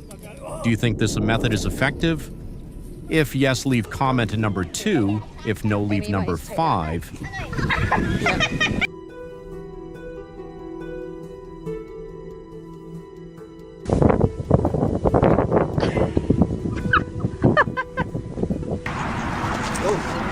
Oh, oh, oh.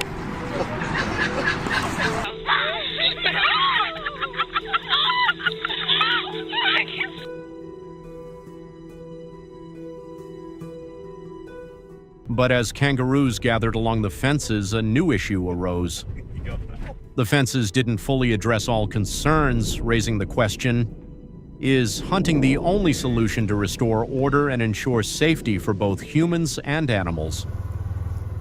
As the kangaroo population grew, the fences once seen as an ideal solution began to collapse under the 150-pound weight of these powerful animals, easily breaching the flimsy barriers.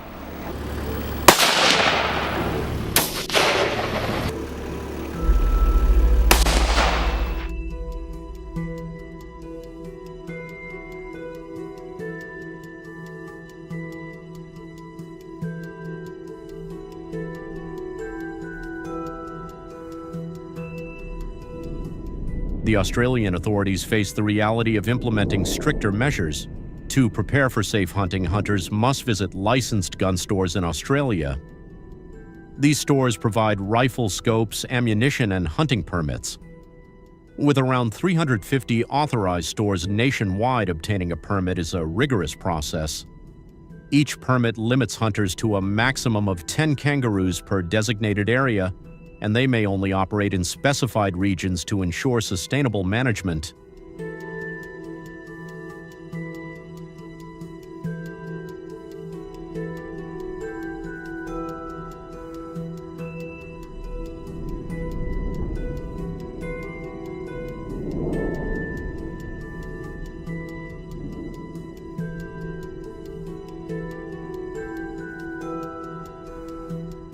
Each hunting training course lasts 3 to 4 weeks, limited to 10 hunters per session to ensure quality. Held in Queensland and New South Wales, the courses teach about kangaroo behavior, such as their ability to detect danger from 400 feet and their swift movements. During practice, hunters shoot at targets from 100, 200, and 300 yards to simulate the accuracy required in the wild.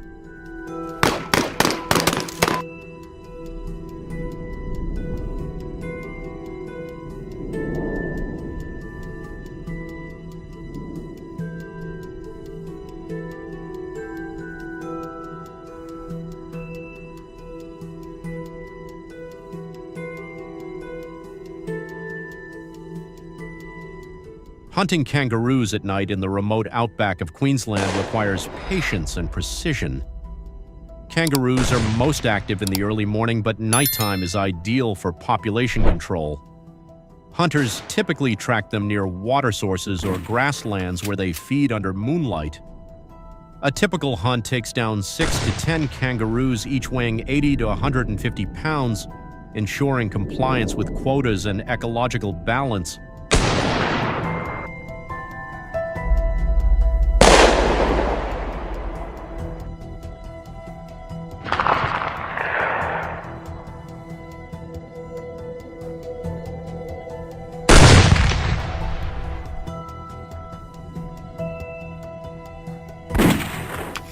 Summer is the peak hunting season when vegetation is sparse, making kangaroos easier to spot.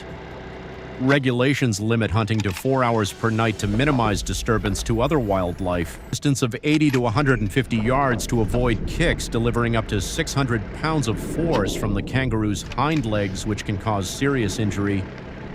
They use modern scopes and thermal imaging devices to locate kangaroos from afar, paired with flashlights, illuminating up to 200 yards to detect them in the brush.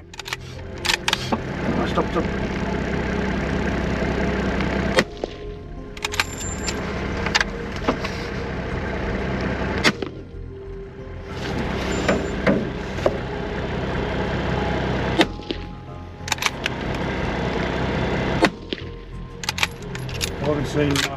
After a successful hunt, kangaroo meat is carefully processed on-site and transported to ensure quality. Kangaroo meat is prized for its lean protein and is popular both domestically and for export. Hunters sell the meat to licensed processors, with prices ranging from $2.50 to $4 per pound, depending on quality and demand.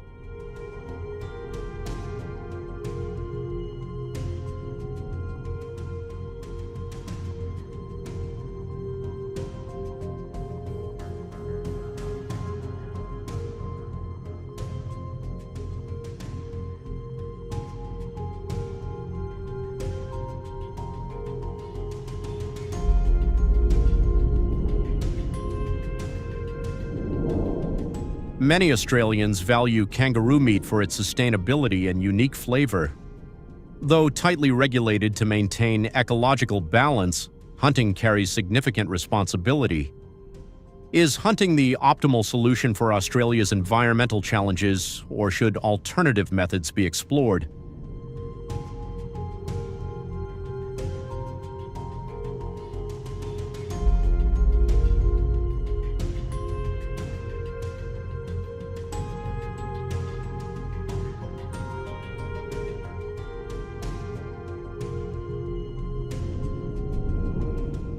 Share your thoughts on the Australian government's measures. Comment number 1 if you agree with the methods above. Thank you for watching the video. Do you have any ideas for better solutions? Please support our channel with a like and subscribe. Goodbye and see you in the next video.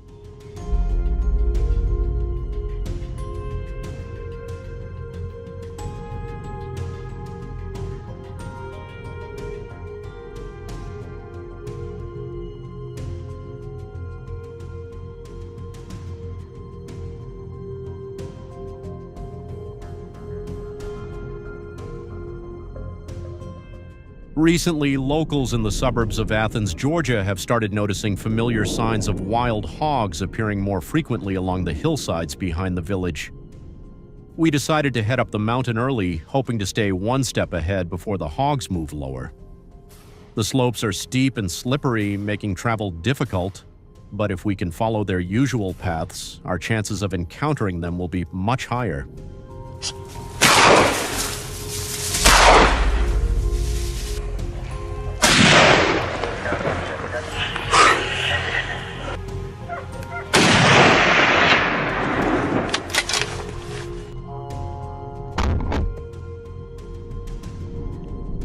We parked beside a narrow trail at the base of the Appalachian foothills, rifles slung over our shoulders, the group ready to climb the steep slope to our ambush point. No one expected things to kick off so soon. Hank gripped his rifle, cautiously approaching a small rise near the trail's edge. From the brush, a wild hog suddenly charged. Without hesitation, a sharp shot rang out. Seconds later, the first target was down. The hunt hadn't even officially started, but the hog had delivered itself to the barrel.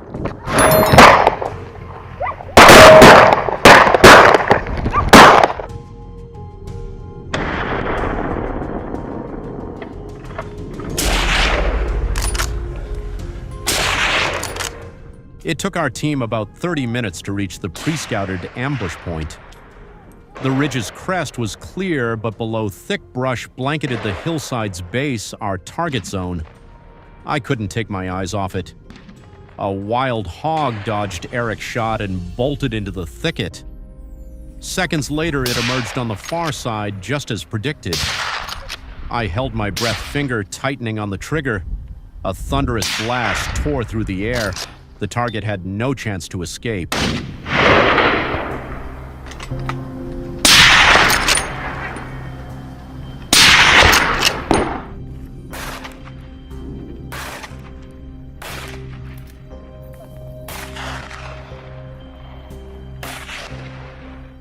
Eric swiveled his gaze and quickly spotted a group of wild hogs moving upslope.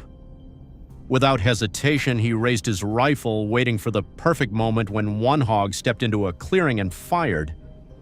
The shot hit true, the hog tumbling down the hill while the others scattered in panic. Even so, we'd claim the trophy we came for.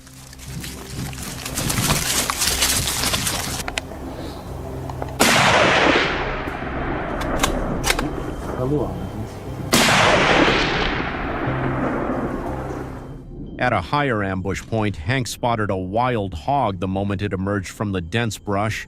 He didn't hesitate for a second. A direct shot dropped the hog instantly and it rolled into the nearby green grass. In hilly areas like the Appalachians, wild hogs often stick to paths with thick vegetation for travel and foraging. So if you read the wind and pick the right spot, your chances of a successful ambush are pretty high.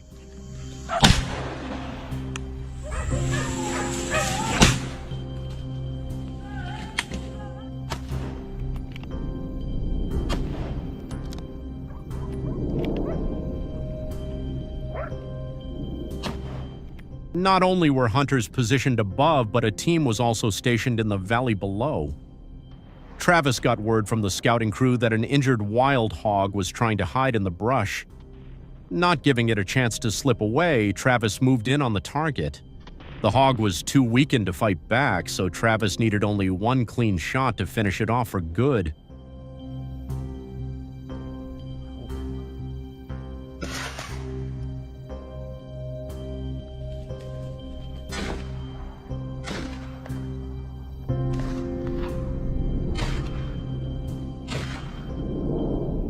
During mountain hunts, we often pull back early from the ridge and shift to ambushing nearby areas.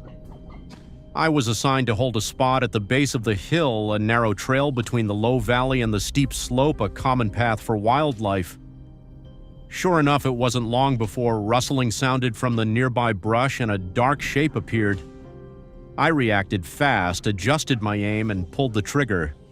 One precise shot and the hog collapsed by the trail's edge, thrashing briefly before going still.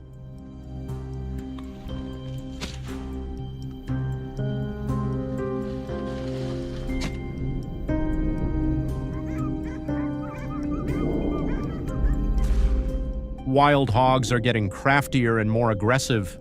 They're no longer scared of humans, with some even roaming into fields near residential areas at night to forage. Our hunts aren't about bragging rights, they're about keeping things from spiraling out of control. Today's trip to the Texas Panhandle is no different. We're headed for a new pursuit where skill, focus, and grit decide everything.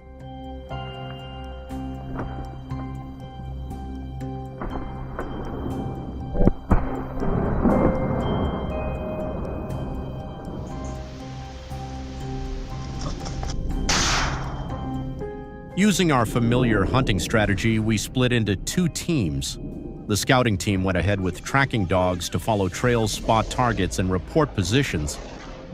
The other team set up ambush points ready to fire the moment prey appeared. After about 15 minutes, the ambush team got the signal and immediately took positions. A small wild hog burst from the dense brush. Travis, stationed at the key point, had his rifle raised for the critical moment. Then a single shot rang out. Caught off guard, the hog dropped on the spot, unable to resist.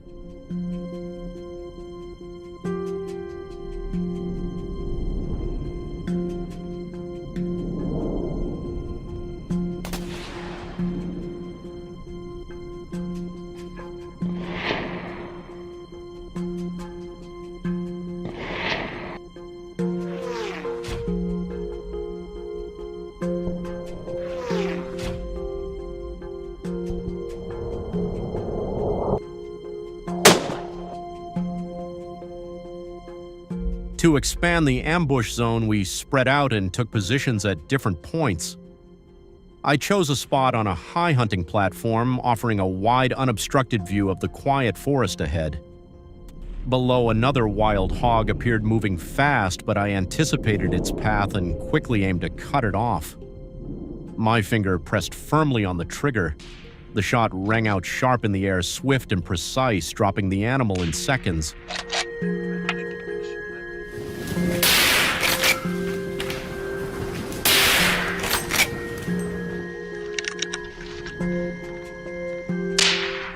Earlier, the team had scouted the area and identified a route frequently used by wild hogs.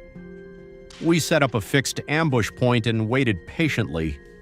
Hogs don't have the sharp eyesight of deer, but they're incredibly sensitive to movement. Staying completely still was critical. Sure enough, when the hog was just 20 feet away, it suddenly sensed danger, but it was too late. Without hesitation, Travis pulled the trigger at close range. One precise shot and the hog collapsed into the dry leaves, quickly going still.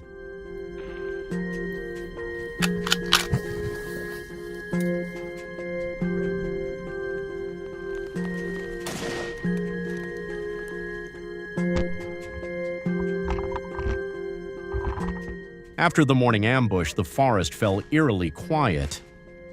Unable to keep ambushing in place, we decided to move deeper into the dense brush, a perfect hideout for wild hogs. Suddenly, a loud rustle erupted from the bushes to the right. My instincts kicked in. I raised my rifle, aimed and fired. Just 2 seconds to react, but enough to drop the target right in the heart of its territory. That moment of victory was unmatched.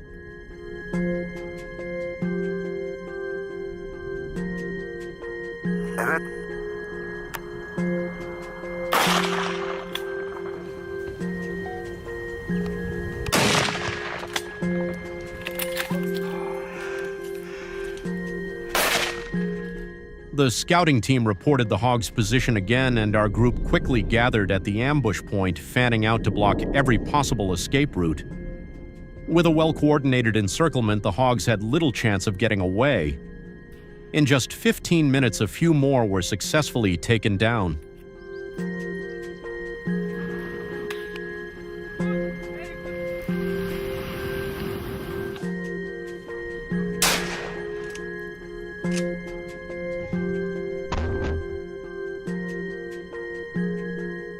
As the day waned, the pressure didn't ease, it only grew.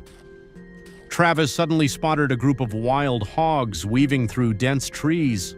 One broke from the pack, charging across a trail, unaware it had entered a kill zone. I didn't hesitate.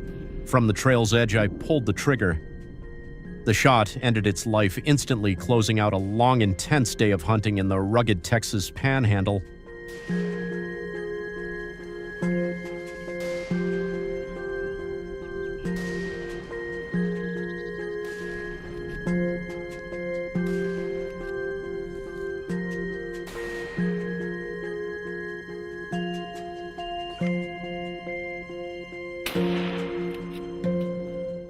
The night before the hunt, we sat around a small fire in a rickety wooden cabin on the edge of Arkansas's Ouachita Forest.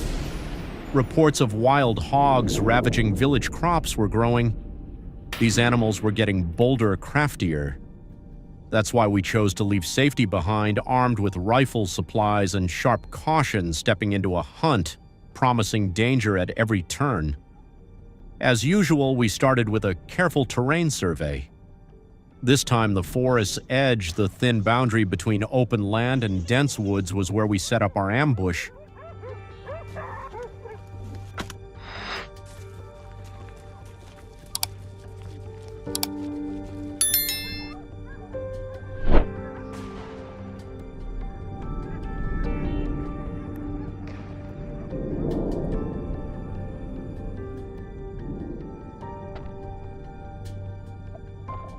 I stood just outside, eyes locked on the dense wall of trees ahead. Early morning was when wild hogs still foraged, so it wasn't long before a large, dark boar appeared. It had no idea it was being watched. Step by step, it came closer, completely unaware, as if it owned the place. I'd been sitting motionless for nearly 30 minutes, blending into the scenery. I gripped my rifle, aiming just behind the front shoulder. One deep breath finger on the trigger. The hog dropped almost instantly. That shot was lethal. Maybe the heart, maybe the lungs, I wasn't sure, but I knew it didn't suffer long.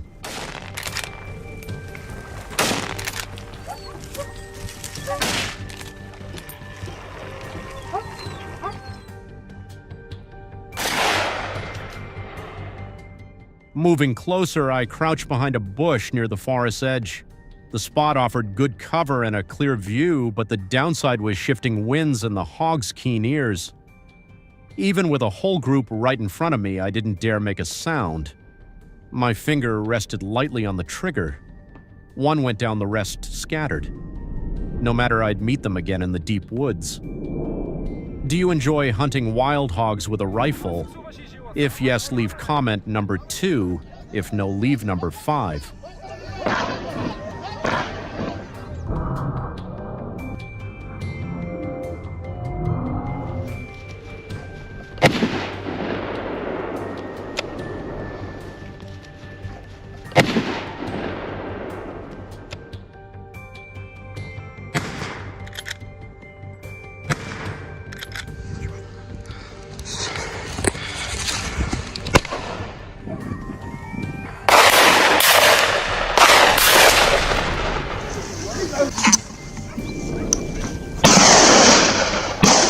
We pushed deeper into the forest. Less than 5 minutes and a group of wild hogs suddenly appeared. They were too fast, the angles poor. After a few missed shots, we gave up the chase. Deeper still, the air now mixed excitement with tension. As I waited behind a tree, another hog emerged about 30 feet away. No time to think, I raised my rifle and fired. Quick and precise, another one down. Still moving, still searching. Then I heard the hunting dogs barking frantically not far off.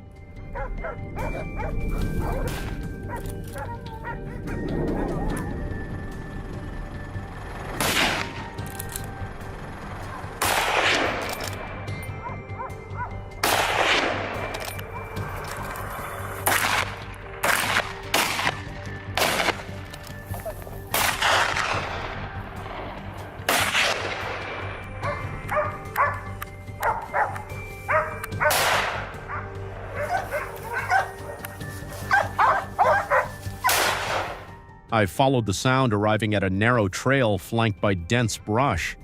A wild boar could charge from anywhere, any direction. I stayed vigilant, but then maybe it was the noise, maybe instinct made me spin around rifle raised. Seconds later it appeared. One precise shot and the boar collapsed on the trail motionless. Skill or instinct, I don't know, maybe both. But I know a faint rustle saved that moment.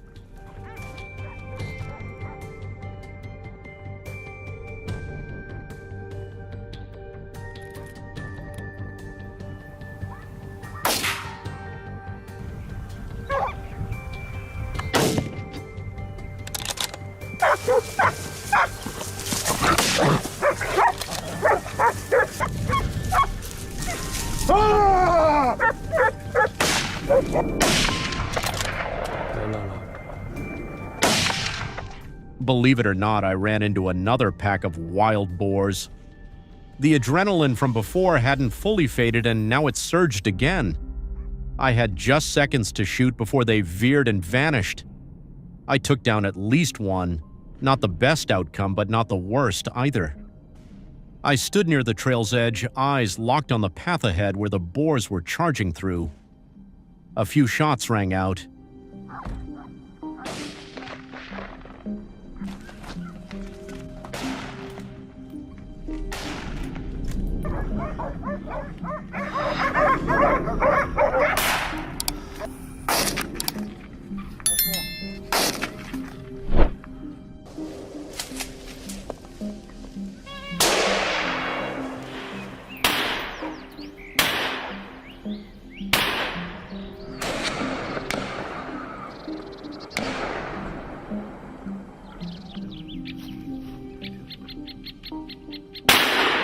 Not everyone gets the feeling of standing deep in the woods, heart-pounding hands gripping the rifle ears, straining for the faintest sound.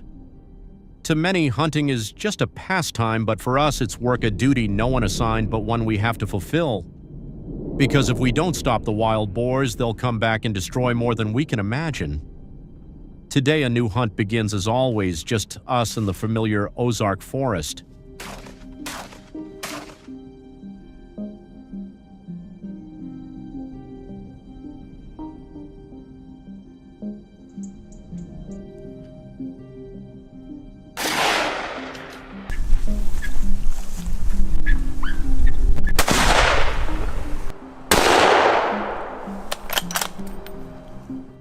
On this trip, we'd scouted the area beforehand to map the boar's routes and set up an ambush at the ideal spot. The air was damp and heavy, carrying the sharp, musky scent of wild boar tents, but a clear sign we were in the right place. Then it came a big boar emerging from cover. I didn't hesitate, raised my rifle and pulled the trigger. The first shot hit, but the beast didn't drop immediately. Its heavy body staggered, sliding on the ground. It dragged itself a few steps before collapsing motionless.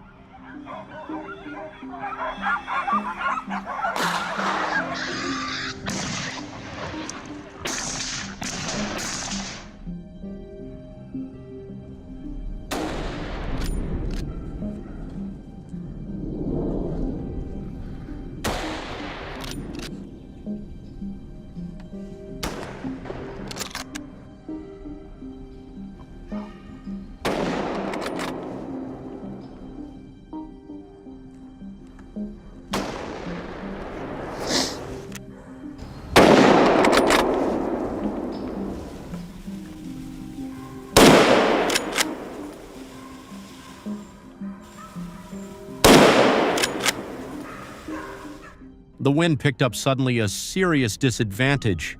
It could carry our scent far, alerting the boars from hundreds of meters away and sending them fleeing. We grew more cautious, staying absolutely silent. Then Boone, my partner, gave a subtle signal. He'd spotted movement through his binoculars. Boone raised his rifle steady. The shot rang out, cutting through the wind for a moment, and right in front of us, the boar dropped, lying motionless amid the swaying grass.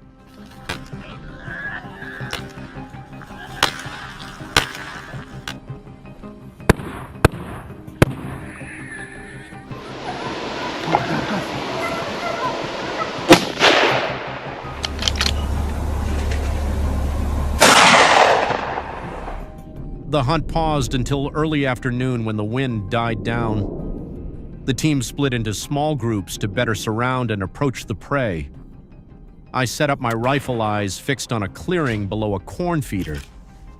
Within 10 minutes, the scent of fresh corn drew a pack of wild boars. I adjusted my scope finger, tightening on the trigger. But no, the shot only spooked the herd, scattering them in every direction. Not one went down, a frustrating miss.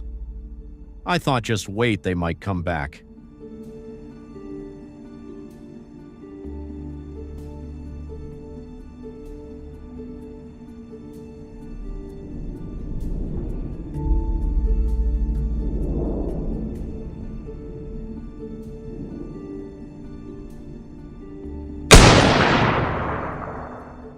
Undeterred, I decided to switch ambush spots, and a chance at redemption came sooner than I expected. The boar pack moved steadily into the forest. I held my breath, eyes locked on the target. No room for error. As one crossed the tree line, I pulled the trigger. It dropped, the rest scattered in panic, but I had what I needed, a trophy to make up for the earlier failure.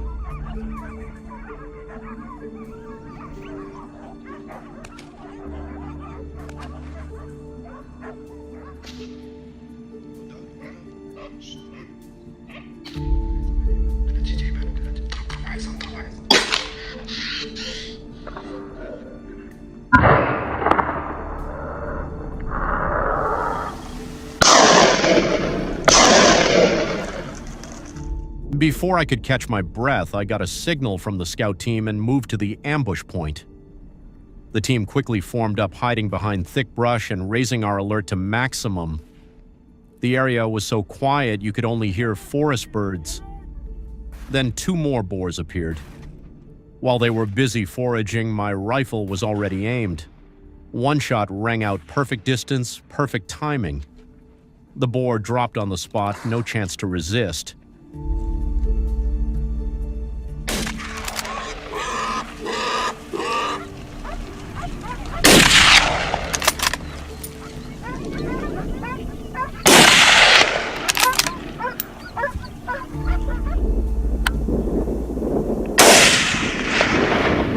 Perfect.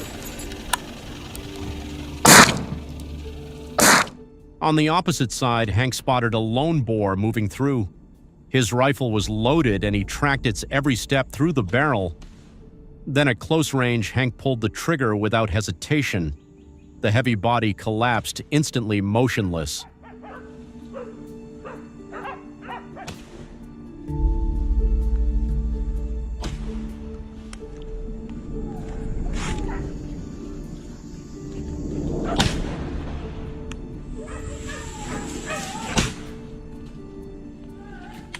As the sun dipped behind the trees, we gathered our trophies, exhausted but satisfied. A long, challenging day marked by unforgettable moments. The Ozark forest returned to its stillness, and we, the silent hunters, were ready for the next return. On this trip, we stopped in the outskirts of Albany, Georgia. The area had been heavily damaged by wild boars. We immediately planned our approach fully equipped, aiming to clear the entire region, especially the fields bordering the forests south of Albany.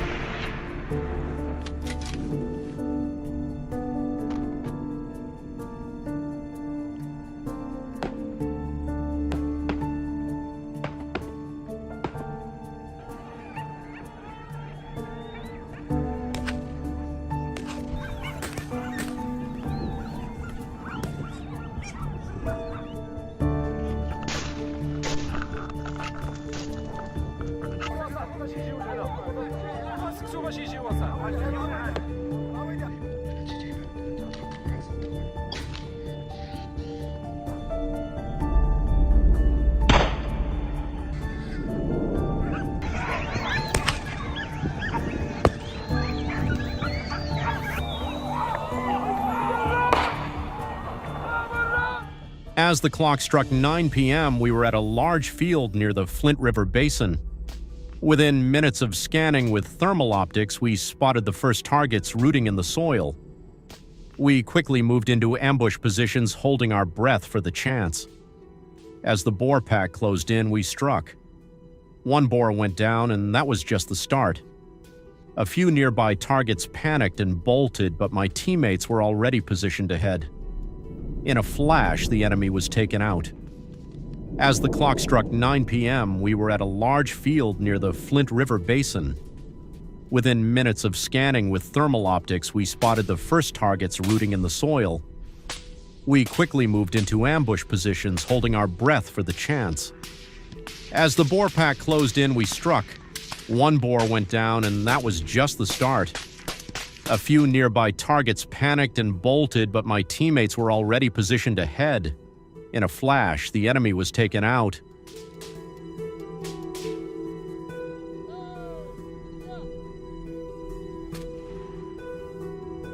Hey, what you got there, bud?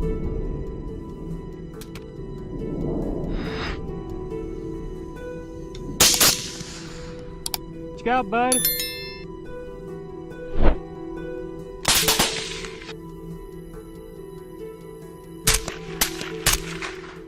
Around 10 p.m., a familiar sound came from the brush near the forest edge.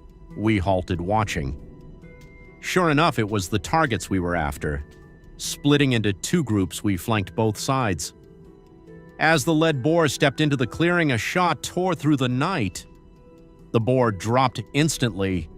The other charged into the brush, but couldn't escape the precise shots from the rest of the team.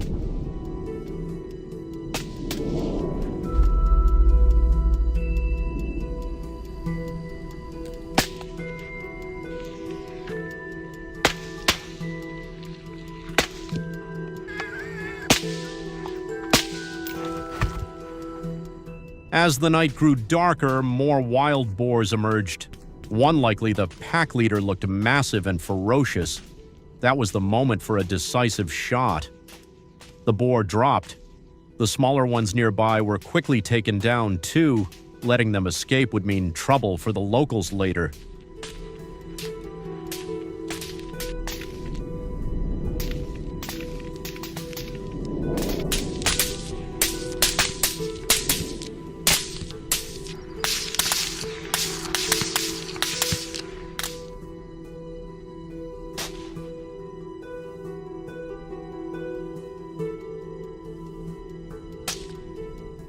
Around 1 a.m., as we lay in ambush near a grassy area, the sound of wild boars rooting in the dirt rang in our ears.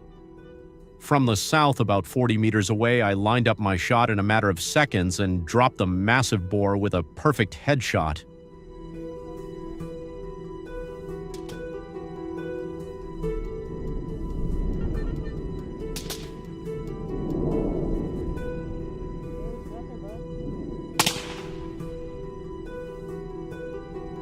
What you got there, bud?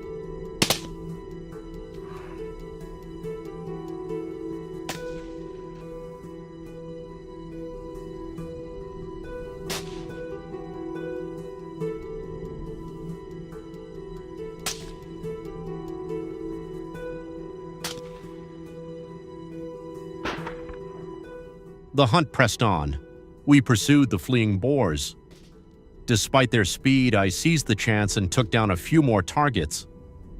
Hunting wild boars here seemed almost easy. They came out to feed every night. As time passed, their numbers grew. We fought relentlessly, determined to wipe out this destructive pack. Now the remaining boars panicked, scrambling to escape, but they couldn't outrun our barrage of bullets.